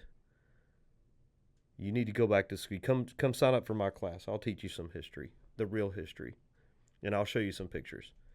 Let me show you some documentation of twins, having experiments done on them in women who are different stages of pregnancy, and their wombs are cut open while they're still alive and strapped to gurneys, so that the German doctors could study the different stages of development of the fetus. That's genocide. What's going on in Palestine is not genocide. So shut your mouth. You don't know nothing about it, or go over there and try to stop it, because you don't know what you're talking about. Yeah. Go ask. Find a Holocaust survivor, and go ask them what it was like. Tat it up as a constant reminder of what they went through. I've met two or three people where I've seen their tattoos. One of them actually met the doctor of death. Go talk to those people and find out what that was like. Well, there's not many survivors. No. Which is sad, because when they go, it's like, are they going to continue to try and erase what happened? It wears me out. As a history guy, it wears me out to see. If you want to go out and demonstrate against the horrendous nature of innocent people dying, I have no problem with that. Know what you're talking about, because nobody here knows. Nobody here really knows. Is that AI with the food that's been the UN trucks that are sitting there and not being allowed? How do you know that's true? Yeah. Unless you're there in person and you are seeing what's going on. The best way to stop all this: release the people that you took back in November. Yes. Release the Israelis, because they're not going to negotiate with them. No. They're not. The Israelis don't negotiate. They will get their people back, whether they're dead or alive. They were going to take control of the Gaza Strip, and that it was going to be game over at that point. Well, and blame the British for a lot of this. Well, they're to blame for everything. Maybe even Abraham a little bit for not being patient and following God's will, but it's his wife's Eve. fault. Dang, Eve. Way to go, Eve. Way to eat the apple. Well, it wasn't an apple. It was just, fruit from the tree of knowledge. So while I think that there's positive things to see, there's still a lot of ignorance that's out there. Ignorance is our enemy. That's like weaponized ignorance too. I mean, they know, well, they don't know what fascism is, but they know that it's tied to all the worst, nasty, evil things. And so they would just as soon, that's what they call the other guy that they didn't vote for in an election. If something is happening that they don't like, well, it's fascist. It's fascist, right? And it's total perversion, right? That's what happened to all of the ists and the isms 4 or 5 years ago. Everybody was a bigot. Everybody was a racist, a sexist, a xenophobe, all those things. They just ascribe you all of these terrible things without knowing what they were or actually meant. But actually being ascribed those things ruin people's lives. Oh, yeah. Right? Or like when, somebody doesn't agree with you and they want to call you a Hitler. It's yeah, absolutely. Like, what? That's a pretty harsh comparison. Yes. I'm like, it's a pretty harsh comparison. Or, Mussolini was a fascist. Look how that worked out for him. Dude tried to sneak out of the country wearing a Luftwaffe uniform and got caught and got executed near Lake Como. Hung him from a bridge, yeah? And then they hung him upside down from a bridge. Yeah. Hung him from a bridge. Him and his mistress. Yeah. Ugh. Yeah, I mean, it's... People just don't... They're not educated. They don't know. Well, they don't want to be educated because it doesn't fit their narrative. Yes. Yeah. I mean, how do you change that? Right? I mean, how do you change that? Quit having... Did we ever want to be educated? I think so. In the 90s, I don't ever remember really thirsting for knowledge as a kid. You know what I mean? I think it comes after high school. Yes. Because high school's a game. Yeah. Education K through 12 is a game. It's about getting out. Because what I did when I taught on level, and even to a certain extent with AP, it's an overview. It's like the trips we take during the summer. We don't go in depth. We're at places maybe 1, 2, 3 days, and then we're on to the next site. We're on to the next town. We're on to the next city. It's an overview, so that if you see enough and you want to go back, it's like a cruise. Yeah. So you would go back to Switzerland. Probably not go back to Rome, but you would definitely go back to Switzerland and probably spend more. You would be more than willing to take a 2-week vacation in Switzerland and explore more in depth. Yeah. The city, because the way northern Switzerland is different than southern Switzerland. Because we were in southern Switzerland. I would like to go to northern. I'd like to have the money to just go on a train all over Europe and hit these smaller towns and have time to be able to like really truly explore and learn more about their history and see it.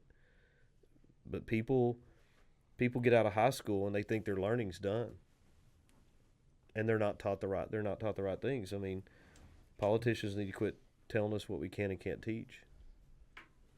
Yeah, Lieutenant Dan. So I decided for some reason, Forrest Gump was one of my favorite movies growing up all the time. And I decided it'd be a good idea to watch it with Avery. Uh-oh. And I was texting my friend, and she said, "Really, you going to watch Forrest Gump with your daughter?" I said, "Oh, she's pretty mature." And it was right then that Forrest's mom was getting railed by the principal. Yeah. And I was like, or the drug scene. Like Avery's over here. Forgot about that one. Taking it in, and I'm just like, go get some more popcorn. Hurry. Yeah. So, but she asked some good questions throughout the process. Learning experience. Why are all these people demonstrating and protesting, and what is Vietnam? And it's just like, I don't ever remember, this is Vietnam. Vietnam is always just there for me, right? All these wars were always just a fact of life for me.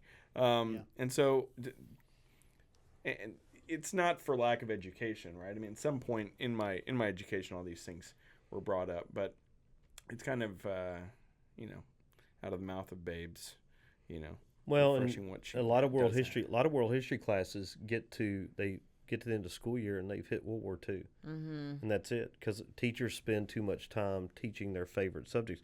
Your job's to do an overview, whet their appetite a little bit, and then encourage them to go learn. You don't think some of that's by design because our government doesn't want us to teach the kids what happened after World War II? It was also good. I think there might be a certain part of that because there's not a whole lot of good our government did after World War II. Because our TEKs are pretty extensive. There are a lot of things implemented in 1913. Yeah. Well, let's go back to Federal Reserve, in the IRS. In the 1920s for the Great Depression. I mean, look at all the programs that we still have today as a result of New Deal legislation that brought about, Social Security and, social welfare, things like that. I mean, I ended up down a whole rabbit hole the other day about how you can use your EBT card, like on a cruise, on Disney, in casinos, strip joints. Probably not for long. I don't know, but I'm like, what? I would hope. Well, I think. And there's Reddit forums teaching these people how to do it. Well, we've watered down how we teach things, and I don't think Hollywood's helped out with that because there are literally people. It's funny they watch I won't watch historical movies based on historical facts that are been like Born twisted. on the 4th of July, glamorized. Yeah, or even Speaking like the of movie finance. Pearl Harbor. I love teaching about Pearl Harbor, but I won't watch the movie because nobody that survived the bombing of Pearl Harbor flew missions into Hiroshima and Nagasaki. That didn't happen. Those guys were already out of the military. It presents a watered down, untrue version of history, like Forrest Gump. Okay, Forrest Gump didn't. There's no such person as Forrest Gump. It's not based on anybody that ever went and played ping pong. This is also by design. They want to blur the line I just between want to play ping truth pong. and reality, and fiction. Yeah. Hollywood's been doing that for a long time. Forrest Gump was not an All-American at Alabama. He didn't run all that distance? No, and he would never have been allowed to go to college back then because they didn't let people with that kind of mental capacity go to college, no matter how fast they were. It's fiction, people, and it's been put out there as fiction. Our whole world is fiction. Yeah, it's. It created a great franchise and restaurant industry out of it. Shrimp. That's why I have a hard time watching things that aren't historically accurate. I'll read books about historical events from people's viewpoint, but some of the best things, some of the best books I've read have dealt with Russian history. From like when the Germans seized, were outside Leningrad, and Stalin wanted to go to Moscow, and so he diverted most of his troops over there. But more importantly, it's being told from the Soviet perspective and how they were using IEDs and guerrilla warfare to wreak havoc upon the Germans and help stretch that line out. That's where you learn history. That's not in history books, by the way. Those are in books that I'm interested in reading because I'm a history person. I want to learn. If I want to learn more about French Revolution, Napoleon, I'll take a class in college and learn that, Napoleon was deposed and he came back, and then finally, he's gone, and then was buried on an island until they brought him back and gave him the burial he rightfully deserved, and his tomb is in Paris. Same thing with Tsar Nicholas II. It was in the 1990s after communism fell that they gave him the state burial that his family deserved as the last Tsar of Russia. That's where you learn. Yeah. What is the biggest historical injustice that we do from an educational standpoint with our kids? What do we fail to teach them, or what do we teach inappropriately, do you think?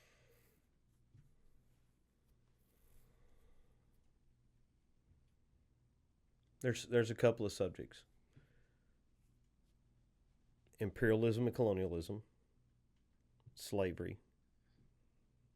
Because people think that slavery was just Western Europeans taking slaves from Africa and bringing them over to the Americas, and the Americas being South America, Central America, to work the sugar plantations for European powers. Slavery had existed on the continent of Africa for centuries. Yep. As a way of paying off debt. They had slavery on the trans-Saharan trade. Whenever they would trade Indian Ocean trade, there were slaves. There were Africans being brought back to China to work. So slavery existed then. Slavery for profit. East. Yeah, slavery for profit was introduced by. So we don't teach slavery right. We don't teach imperialism correctly. We just skim with regard to what specifically? The continent of Africa. It's a pretty big topic. The continent of Africa. Okay. And we gloss over the real impact of European exploration in the Americas. Like, European diseases wiped out entire civilizations of people to where they do not exist anymore. All in the pursuit of gold that wasn't there. And so, whenever explorers come over, or during that time period, whenever people come over, and they're supposed to be bringing all these things back to Europe, and they're not there, or they find it.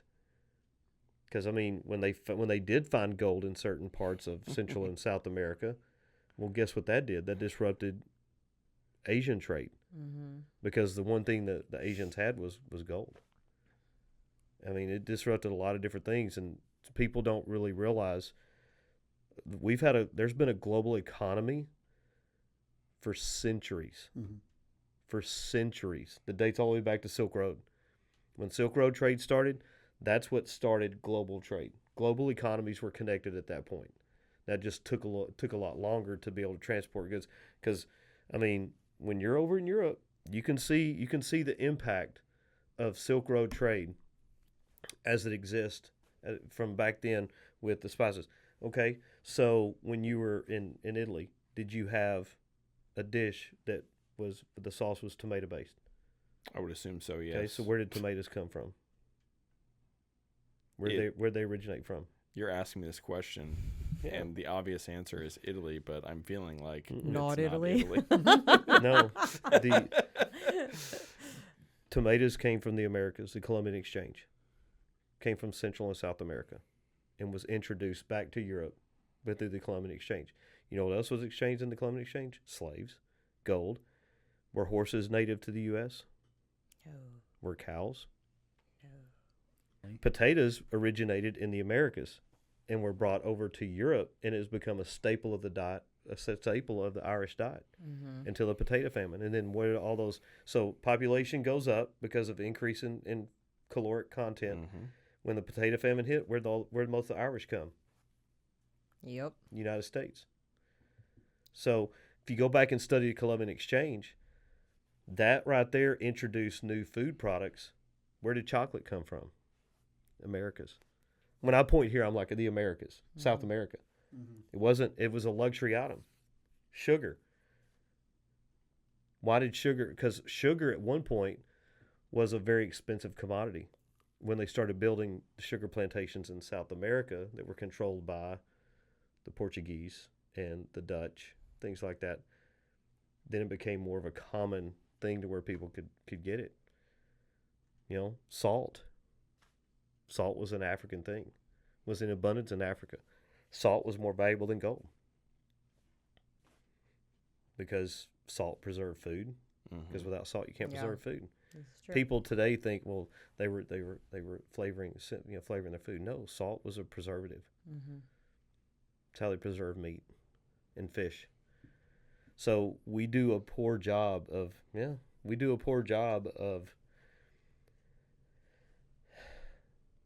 teaching people these things. We go over it in my class, but I'm a history goober. I like history. I like teaching my kids. Goober. Yeah. Well, that's a peanut. I work real hard not to cuss, and I've been fairly successful in the last 2.5 years. So I want to maintain that because teach us your ways.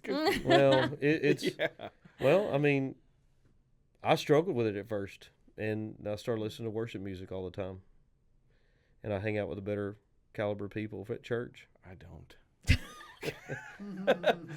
I started saying a lot of it. They say shiza a lot over there. And so I started just, that was a good What's it mean? I think shit in, in European.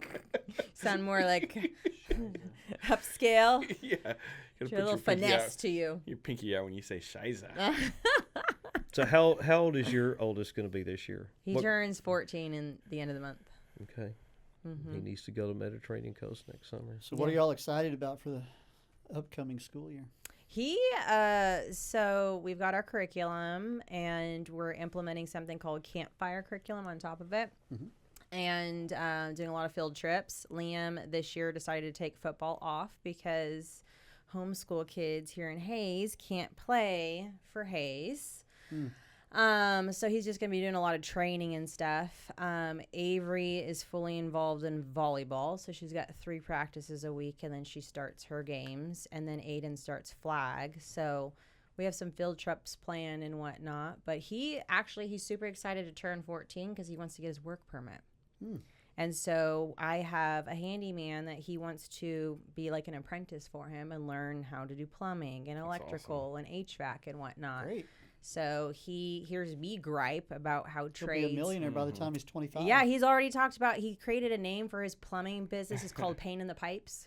And so, he has this whole thing. Clever. Yeah, and so my dad's teaching him to weld. So he is very focus driven, and so that's kind of what we've got planned. So I know last time we talked, you weren't sure what you were doing.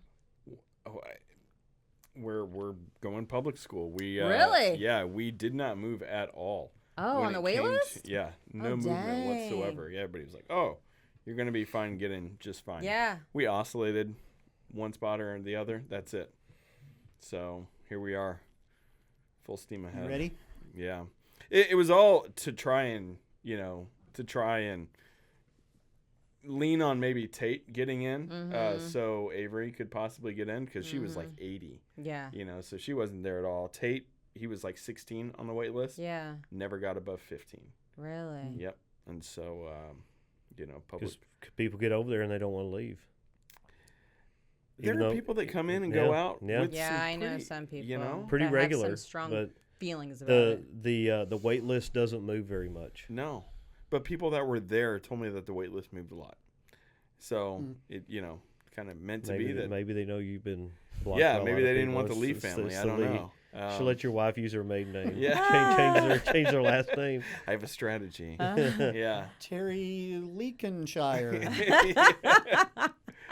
So, here we come. Junior high for the Lee family. In 10 days, 9 days. Yeah. Yeah. Just be very involved. With the cell phone ban in place. Very involved. I'm very excited about that. So that'll be interesting to. I haven't seen Hayes' policy on that. Or maybe I haven't. I just glossed over it because my kids don't go to Maybe school. I'll throw that up there on Hayes CISD. How do we plan on enforcing that? Yeah, that's a It's good just a matter, question. you know, especially especially at the secondary school level. But the for problem middle is school and so high school. few Because they're people not allowed see to that. wear watches either. Yeah, No, you can't wear Avery's not going to smartwatches. be able to wear a watch. Or have their AirPods or anything. They can wear watches. They just can't wear smartwatches. No pagers. How are they gonna, you know? I know. Beep beep. You can't even get a pager. Boobs or whatever, you know. You have to. They're gonna be It's folding up. Hey, paper the kids are gonna go. throwing it at The each kids other. are gonna go back. Parents are gonna tell them. It's gonna be like the back 80s then, again. before we had texting, we just I guess had there's a composition books. There's like a museum in Denver, and it's a '90s museum where you can go like. I need to go. What's it like to check out a movie from Blockbuster Yes. and play No, N64 I bet Saved by the and stuff Bell like has a that? big run come up because all these kids are gonna wonder what it's like to be in that. How do you do it? Yeah. Yeah. They didn't have them then. Well, remember like when we used to check out a book in the Or library, you had to write your name on the 90210. little card and slide it You in look- and it was everything. like, you know, like a living history Dewey book. Decimal. You know? Yes. Oh my gosh, like that was my brother's friend. You know. Yeah. Yes. Well, yes. it's funny when we do these trips. A lot of these group leaders on the Facebook page like ask for suggestions on how to fill downtime. There is no downtime. Well, but there's some like they like, we want to set up like karaoke on the bus. Like hell no, please no, I don't want that. So I took a video of our kids. So it was my group from Seguin, Rob's group from New Braunfels Canyon. We were paired with a group from Massachusetts. And one of my travelers, Lily Johns, Lily's awesome, and she's really good at stuff like she's able to bring people together. It's her gift, and she kind of reached out and they kind of brought our group together, and we're sitting up there and they're in the back, and they're singing, and a couple of kids were like getting kind of tired of it, but they're back there singing. And I looked at Rob and I was like, I'm going to go back there and record that. I'm going to post that on the EF Group Leaders page and tell them this is why you don't have to plan every freaking second of every minute of every day you're on tour. The kids will figure it out. Because a lot of the kids didn't have data. Yeah. So we're on a bus. They'll figure it out. Yeah. And they'll figure it out. They're not making international We're on calls. our way to Bologna. I think we're on our way to Bologna. So I go back there and they're like, "What are you doing?" I said, "I'm being creepy." And they're like, well, you're already like that. I'm like, oh, well, I need to change some things here. I said, I'm going to record y'all. And they're like, okay, well, we're going to start over. And so I recorded like 30, 40 seconds. And I posted on the EF Group Leader page. And I'm like, for all you who like to overplan and do bus karaoke, I said, I would throw you off the bus if you started implementing karaoke. Would literally throw you off the bus. I don't want to listen. Somewhere in Bologna. Well, I want to back sleep. for you I want to later. rest. I want to put my earbuds in. Yeah. Listen to my worship music, and I want to sleep. But I might throw you off the bus. In Jesus' name, Because amen. Catholic Nick was snoring at night, so I couldn't hardly sleep. So and they're back there, and it's Texas kids with kids from Massachusetts, and you would never know it. They're just teenagers. They're back there having a good time. They're not yelling and screaming. They're not being obscene. They're not being rude, disrespectful. And they're just back there singing. And I record it, and I post it, and the comments and the reactions that I got. And I sent that to all of our parents back home. And we put it in our group, our chaperone group text on WhatsApp. And people were just blown away. And the number of people that chimed in, exactly, on the EF Group Leader, exactly, quit over planning, quit, let them have downtime on them the be bus. kids. They will figure it out. They're Yep. teenagers. They're smart. Yep. They will figure We're it going out. to see a resurge in tape decks, 8-track, maybe. Oh, yeah. I went to Waterloo Records this last weekend, and I spent an embarrassing amount of money on vinyl, buying vinyl of CDs that I had in the 90s. I'm like, come full circle. What the hell? Why not just go get these CDs that I have from my parents, but I don't have a CD player. I know. Those were the good I times. got one around here. You might have one at a pawn shop somewhere that probably doesn't I have work. a couple of record players around here, too. Yeah. Yeah, My good old- records. Mhm. I'll buy them from you. I didn't think so. I had my parents' old records. Some of them are pretty bored. My parents Yeah. have a lot of really good records and a record player that I got them. So, Mom and Dad, I'm taking that. And just make sure I get that.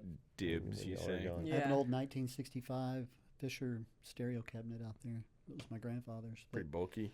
It's It's 300, heavy. Those are 400 heavy. pounds. Oh, my gosh. We had one of It's those. We stupid had heavy. We had an entertainment chest. You had the hi-fi in there. You pull it up. had the Yeah. speakers. Yep. Thing weighed like a million freaking pounds. And the like, TVs used to be so big, too. Mhm. Yeah. Yeah. Going back to the good old days. I Cell phone know. ban. Well, they're bringing back all like the '90s fashion, so I'm like, oh, why are we doing that? Just not the hair. Let's not do the Aquanet. You're gonna do the '80s and '90s again. Yeah. Have you talked to your son about maybe going on a trip? Yeah, he's excited. He loves to travel. We'd like to. Yeah. I would love to have him. I think you would have a really good time. Yeah. So it'd be next year or this year? This coming summer, and so I guess it would depend on what he was interested in. Like if he wants to go somewhere where the weather's cooler, 2027 would be the trip. That would be him. Where's that to? That's going to be Berlin. Mm. Gonna get me some currywurst there. Yes. Berlin, because we go to Potsdam. We get to go to the Brandenburg Gate. Checkpoint Charlie. And then we leave after there. We go to Prague in the Czech Republic. Beautiful city. I can't wait to see that. So Czech Republic will be a new country for me. And then we go to Krakow, Poland, and that's where we go to Auschwitz and Birkenau. And then on our way to Budapest, Hungary, we stop off in Slovakia for a little bit. Then we get to Budapest, we get to do the baths, the outdoor baths that they have there. Oh, cool. And and Millie keeps telling me, because right now Barcelona is my favorite city. Florence, I like Florence, but I lost a little luster this summer because it was so hot. And the street peddlers were all very the aggressive. vendors were so many. I had the best sandwich I ever had in my life in Florence. Someplace, yeah, that's the place to get it. Ridiculous. But the street, all the vendors, the illegal street vendors are very aggressive. Yeah, I should have warned you. Don't let them put anything on you, because then they expect. I did not. Put something on you. Like bracelets and stuff. Oh. They try to sell, or they try to give you a rose or a flower, and if you Touch grab it, then you gotta pretty much pay the extortion fee to have them leave you alone. Oh my goodness. Because I had to go in and break some stuff up. Save a few of your. It was like, let's go, and they just kind of look at me. I'm like, no. Mm-hmm. I just had this. Just put that in my hand. Had this ready to go. I Turn it to a club. I'll get detained for a little bit. I'm good to go. But I told her, I said Barcelona's my favorite city, and she goes, Budapest is going to take its place because it's basically the gateway to Eurasia and Western Europe, and it's separated by the river. And on one side is the blue collar side of Budapest. I think that's Pest, and then Buda is up high, and that's where the wealthier part is. And the food there is supposed to be amazing. I want to be able to see the Parliament building at night. Mm-hmm. It's beautiful. The architecture it's probably, what I've been told, is literally one of the prettiest cities in all of Europe. So I'm pretty excited. And it's going to be cooler weather because we'll be at higher latitudes. We could send both our Averys. Yeah. And then 12. And then next year we do 13. Next year we do Mediterranean coast. We do we fly into Milan, which, I mean, that'll be fun. We'll be back in Milan. It's really cool. And then we end up we do a little Cinque Terre. It's a little community on the coast, and it's like 6 different smaller communities. We're going to explore that by train.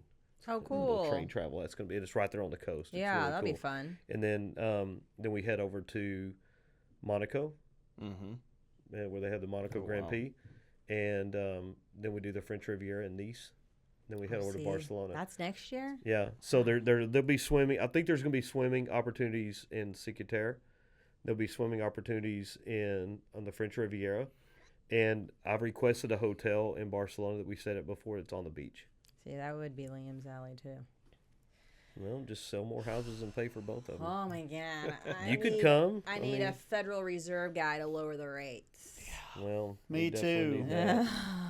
So, I mean, I wish stuff like this had been available when I was younger. Right. And I wish I'd start doing trips sooner. Now, when they're over there, do they meet other kids like their age too? They'll meet kids in our group. Yeah. I would say the only time we ever really, when we did, my first trip was Italy, Greece, and we had a 3-day Greek island cruise extension that we added on there. That trip is very expensive right now. It's like almost $7,000 just for students. Oh my gosh. And the cruise line that EF is using is not getting good reviews, and they're trying to work with them to fix that. But when we were on the boat, there were a lot of different EF groups from around the country from around the U.S. that were on there, and a couple from Europe. So the kids got to mingle and meet some of them. Yeah, did they get to like have pen pals? Because that was like a thing when I was growing up. They so like I assume that our kids are still connected to the Massachusetts kids because we're still in our chaperone group on WhatsApp because Lavinia's on there, and we've been messaging each other this week because whenever we got back on our way back is when the flooding hit Kerrville, and the soccer coach at Kerrville, Tivy, was one of Rob's former players. In fact, he went to the memorial service today. They had their memorial service this afternoon because they found the kids last.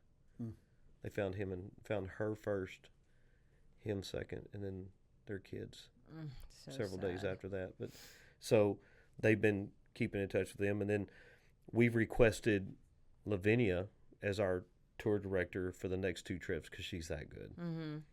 So Lavinia, if you see this, we love you. You're a fan favorite. No, she really is. She's so organized, and she would even go onto our travel app and post what the menu was for dinner that night, all the free time suggestions in the app, so that all I had to do for dinner time was take a screenshot and then post pictures of our meal and the menus right there. She was so good. But Rob sent her a Buc-ee's gift pack. There was a picture of her eating some of our Buc-ee's gummy bears, but she'll make the trip worthwhile for sure. That's what I've been told. Like a tour guide will make your trip. Well, and if y'all planned y'all's trip, right? Yeah. So I don't even know how much that cost. look in the EF Go Ahead tours. Go Ahead tours? EF Go Ahead. Those are adult centric. Okay. And there's 2 price points. There's the one price point with the overall trip together that includes airfare, and then a separate price point without airfare. Like you get your own airplane fare. And within the trip cost, I think it's 1 meal a day. You're responsible for your other 2. But you get transportation from the airport to wherever you're going. Yeah. You will have a dedicated tour director. You still have to handle tipping and stuff. I believe you still handle tipping and stuff. And it's structured, but you get way more free time as adults. You have more free time to do things. But like, go to museums, stuff like that. Because like with the Go Ahead tours, they have a Christmas market tour. Oh, that'd be cool. Like in Germany. Wow. They have an Oktoberfest one. So with the Christmas market, someone's moving over here. They got their snake tent out there. So with the Christmas market, it's usually in like Denmark, Copenhagen, or in Belgium. Or most of them are in Germany, and you tour the Christmas markets in smaller towns. I want to do that. Yeah. So those are the Go Ahead tours. Those are more geared toward. Those are typically 12 to 14 days. Okay. And sometimes they have extensions, and they have a wide variety of them. Because we personally think that the food tour we did this summer is the best trip EF offers. We used to think Italy and Greece was. But this one, smaller group, we got 2 pasta making classes, got to make breadsticks. We got to visit the food university where they had all these wines in their cellar, and they have a dirt sample from the vineyard there. Oh, and it's how all about cool. preserving Italian food. And this university got founded because McDonald's was introduced to Italy. Huh. And it's really cool there. We got to tour that, and so that's a fun tour. And it's not bad with kids. The adults on our trip had a good time, but for cost effectiveness, the Go Ahead tours is the way to go. And if you organize your own, and you get a certain number, I think it's maybe 8 or 10 people to sign up and go with you, which I would encourage. Have friends go with you. You get free spots, maybe 1 free spot. We rock, paper, scissors for the free spot. Did I ever tell you how I came to get this tour, this trip? No. So I changed firms 3 years ago, and a client of mine, she said, hey, she was like the director of all giving with the Boys and Girls Club of Austin. And she said, hey, does your office want to sponsor a table? And I said, well, how much? She says, $10,000. And I said, no, thank you. And then about 3 days prior to it, she sends me a message. She says, hey, I need butts and seats. I need you and Allie to come. And so then the price was right because it was free. I just had to go with a bunch of strangers. And so we went with that. Went to this amazing gala, and just everything was top notch. And then, people are throwing out money all over the place. I mean, they program was great. Everything was fantastic. And towards the end, it's the live auction portion. Oh, man. And they That's where they get you. give out these little glossy magazines, and they've got these experiences. Like on the first page was this trip to the Indy 500. Go have steak dinner, sit in a car, sit on a trip in America, meet drivers, but whatever, all those things. That went for cool. like $15,000 is what it went for. Another one was like go, hang out on a yacht with some friends. Oh my gosh. For 10 days. That went for like $30,000. Oh my Holy gosh. smokes. And the last one was this Italy. I mean, it was a private villa for 6 with a pool, cooking classes, wine tours in Cortona. And I was like, Allie, this is going to go for like $80,000. I'm just really excited to just be a party to this. And they started at $10,000. I was like, steal at $10,000. Raise my little paddle. And she goes 10, 12. We get to $15,000 pretty quickly. I decide, I'm done. Put my thing down. And a nice lady comes up from behind me and she says, sir, are you good for $15,000? And I was like, well, yeah, but like, look at all these other people. Like, they're going like crazy. This is going to go for like $80,000. She says, oh, no, sir. We have 10 of them. Yeah. And I was like, yeah. They had 10 of that trip to auction off. Mm-hmm. They didn't tell you that up front before you kept raising your dang paddle? So hold on. Not 10 spots, but 10 of those trips. Mm-hmm. You're like, yeah, can you take 10? My first original offer? There we are, like table 38 of 38. They shine they don't expect any of us to spend any freaking money. They shine the spotlight on us, pop the champagne, and some brokey back in table 38 bought a $15,000 trip. And so I immediately got on with my guide text in my guide threads. I was like, all right, which one of you are going to Italy with me? Because I just bought $15,000 trip, and I was like, I'm not going to pay for this all by myself. And so I got 2 of those guys to go with me, and they helped fork over. And they helped fork over a little bit of money. And probably cheaper than what you all could have. Yeah, I think the fair market value of it, because that's all I split. I only split the fair market value. Anything above that was a generous donation on my part. But I think the fair market value was only like $7,500. Wow. Yeah. Which is pretty dang good. I mean, for that. Yeah. Were there margaritas involved in this bidding? Yeah, well, I sold a house earlier that day. We sold our rental house that day, and yeah, there was a lot of. They greased us up pretty good before they rolled out the thousands of dollars. That's funny. They walked up behind you, like, "Are you good for $15,000?" Yeah. Well, sure. So yeah, it was an awesome trip. Final thoughts over there, Coach? Man, what are you looking forward to this school year? Teaching kids. Without their cell phones. Well, and I mean, I banned cell phones in my classroom last year near the end of the school year, and it worked out great. Yeah. I worry about what happens in room B305. That's my classroom. Yeah. Kids start fighting down the hall. I hope that works out for them. I don't break up fights. I mean, I do wonder if that's gonna decrease now that they don't have the phones. Maybe. Mm-hmm. I mean, kids are pretty brave on the keyboards. Mm-hmm. I'm just ready to get started. We were asked today what we were looking forward to for the school year. I said the end. They go, what? I said, I'm going to the Mediterranean coast next summer. I'm ready for that right now. Are you kidding me? If I win the lottery, I'm taking 10 days off going to Portugal. And I'm flying first class. Do you play the lotto? Because you got to play to win. Yeah, I got tickets. I stopped and got tickets today. Oh, there you go. Because it's like 400-something million for the Powerball and 45. I'm not greedy. I don't need it all. I'll share. Well, thank you. I've got 2 daughters. I mean, I don't want the money for me. I want to be able to help people and do things and buy a house and adopt all the old dogs, the shelter, all the old pit bulls. But I'm ready. Yeah, a dog party. I formed the dog party. I'm just ready to get started and kind of anxious to see how this group of sophomores are, because every year we hear this is the worst group of freshmen, Yeah. Well, you got to quit labeling them like that, man, because it's worse for us to talk about kids than it is for kids to talk about us.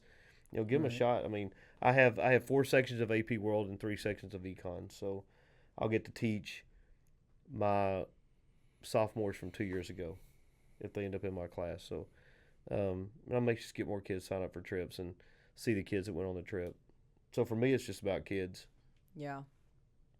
Good. And not coaching, going to Tuesday night prayer, doing all the things, getting into a routine. That's all I'm. Good old routine. I'm ready for Thanksgiving break already. Summer. Come on, what are y'all excited about? May 25th. Was that Memorial Day? Well, should we do another episode at some point during the school year and see how it's Yeah, going? I think we should. I'm anxious to see what kind of continue this. What these kids have see to what's say. happening with that cell phone ban. Yeah. Yeah. And the Ten Commandments. What they have to say. Now, is the bill with the Ten Commandments like you have to put it, or is if it's donated, then you hang to replace it? And that's what I thought it was. Yep. Here, can you read it, Terry?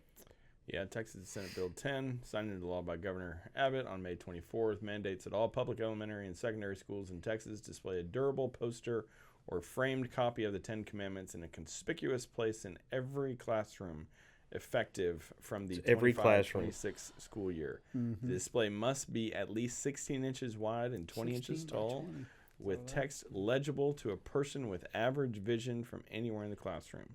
Wow. The ACLU has filed a lawsuit against Texas. Well, so okay, 16 by what? 20. 16 by 20 is a good portrait frame. Yeah. Yeah. Interesting.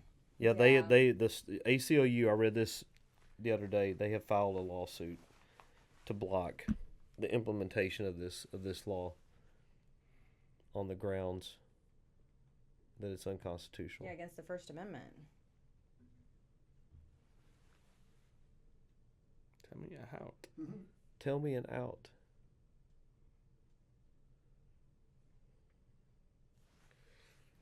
Violates the First Amendment, specifically the Establishment Clause and Free Exercise Clause. Private schools can put it in there. Yeah. Well, that'll be good to see if we can catch back up where that goes, too. So you want me to tell you why I've changed my mind about homeschool kids playing high school sports and in high school activities? Yes. In UIL sports. Yeah. If as teachers and coaches we're truly in a profession that's what's best for kids, that's what's best for kids. Mm-hmm. The only issue I have is the way the law is written. So how do I know if I'm a coach, if I'm coaching, or if I'm sponsor of an FFA, I don't know, can they do FFA now, or they have to be? I think they have to be in school. I think they have to be in school for that. So, but you could do like band. Yeah, and, if we have homeschool kids that want to be in these activities, and actually homeschool is better for FFA kids because they're gone to shows all the time. Yeah, they have the time for it. Look at Brad Alexander. Alexander's he's asked about being on here. He's a former coach. Mm-hmm. His daughters are in gymnastics and rodeo, and they're gone all the time. Yep. And once you hit a certain number of absences for a class, you're denied credit. Mm-hmm. You have to make up hours. Mm-hmm. It's hard to make up hours when you're constantly gone. So my only issue is with the way the law is written, because the way laws are written for education in this state, they go from one extreme to another. There's rarely any middle ground. So if I'm a coach and I have your son is a stud, but he sucks at turning work into class, and we're coming up on an eligibility check. Right. Okay. And he's he's barely passing.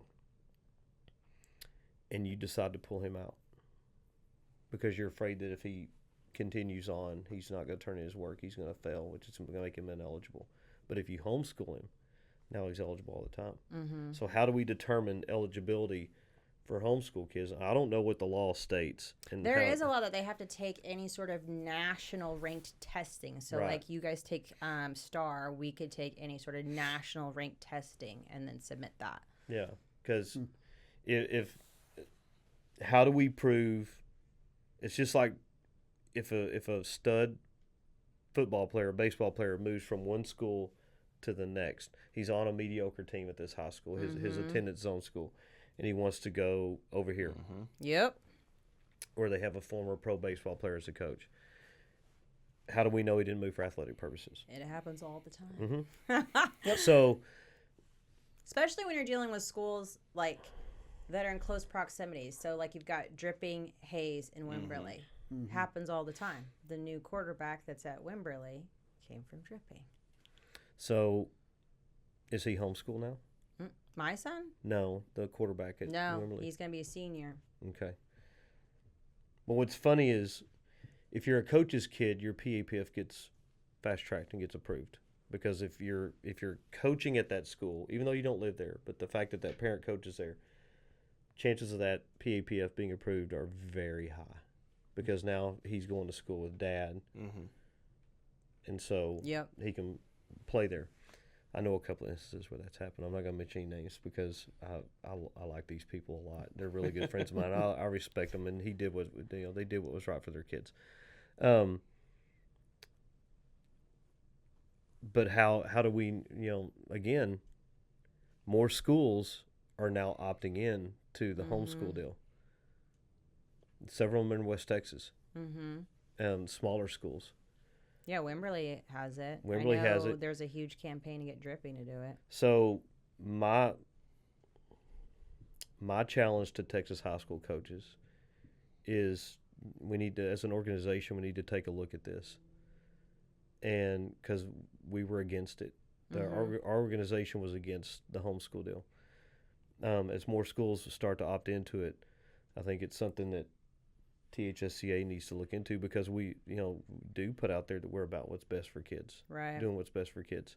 And we need to take a look into it because I personally believe that coaches at the high school level are more qualified than homeschool coaches a lot of times. Not all the time. Right. But more so than not. Because we have some really, really amazing coaches in this state that are phenomenal at what they do. And more importantly, they're good at loving on kids. They're not in it for wins. They're in it to help mold and shape young people. And so if I have a young man, if I'm coaching soccer and I know of a young man that's being homeschooled, that's like a really good soccer player, I would want him to play for me. Because, maybe I bring something to the table. Maybe he or she brings something to the table that can help elevate my players and help me become a better coach. Well, that's what you typically see in the homeschool world is a lot of the kids have a leadership role and they're very self-motivated because they know how to pace their curriculum. So they know how to have like initiative where a lot of kids nowadays, you have to tell them, put your shoes on, go run the lap. What are you doing? So. Yeah.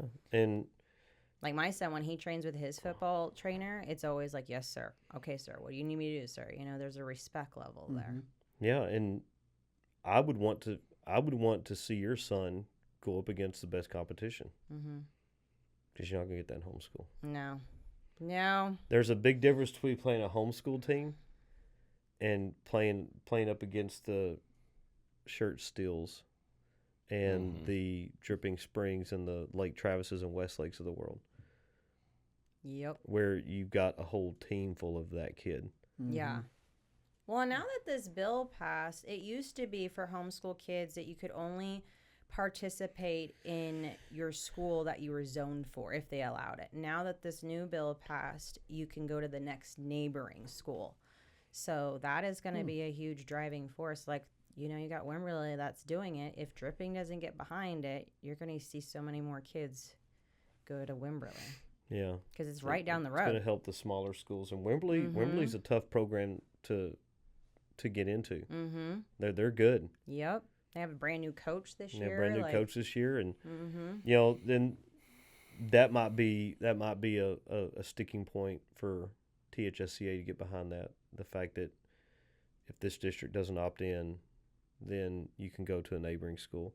Because if Hayes doesn't do it, what if Eanes decides to do it? Yeah. Yep.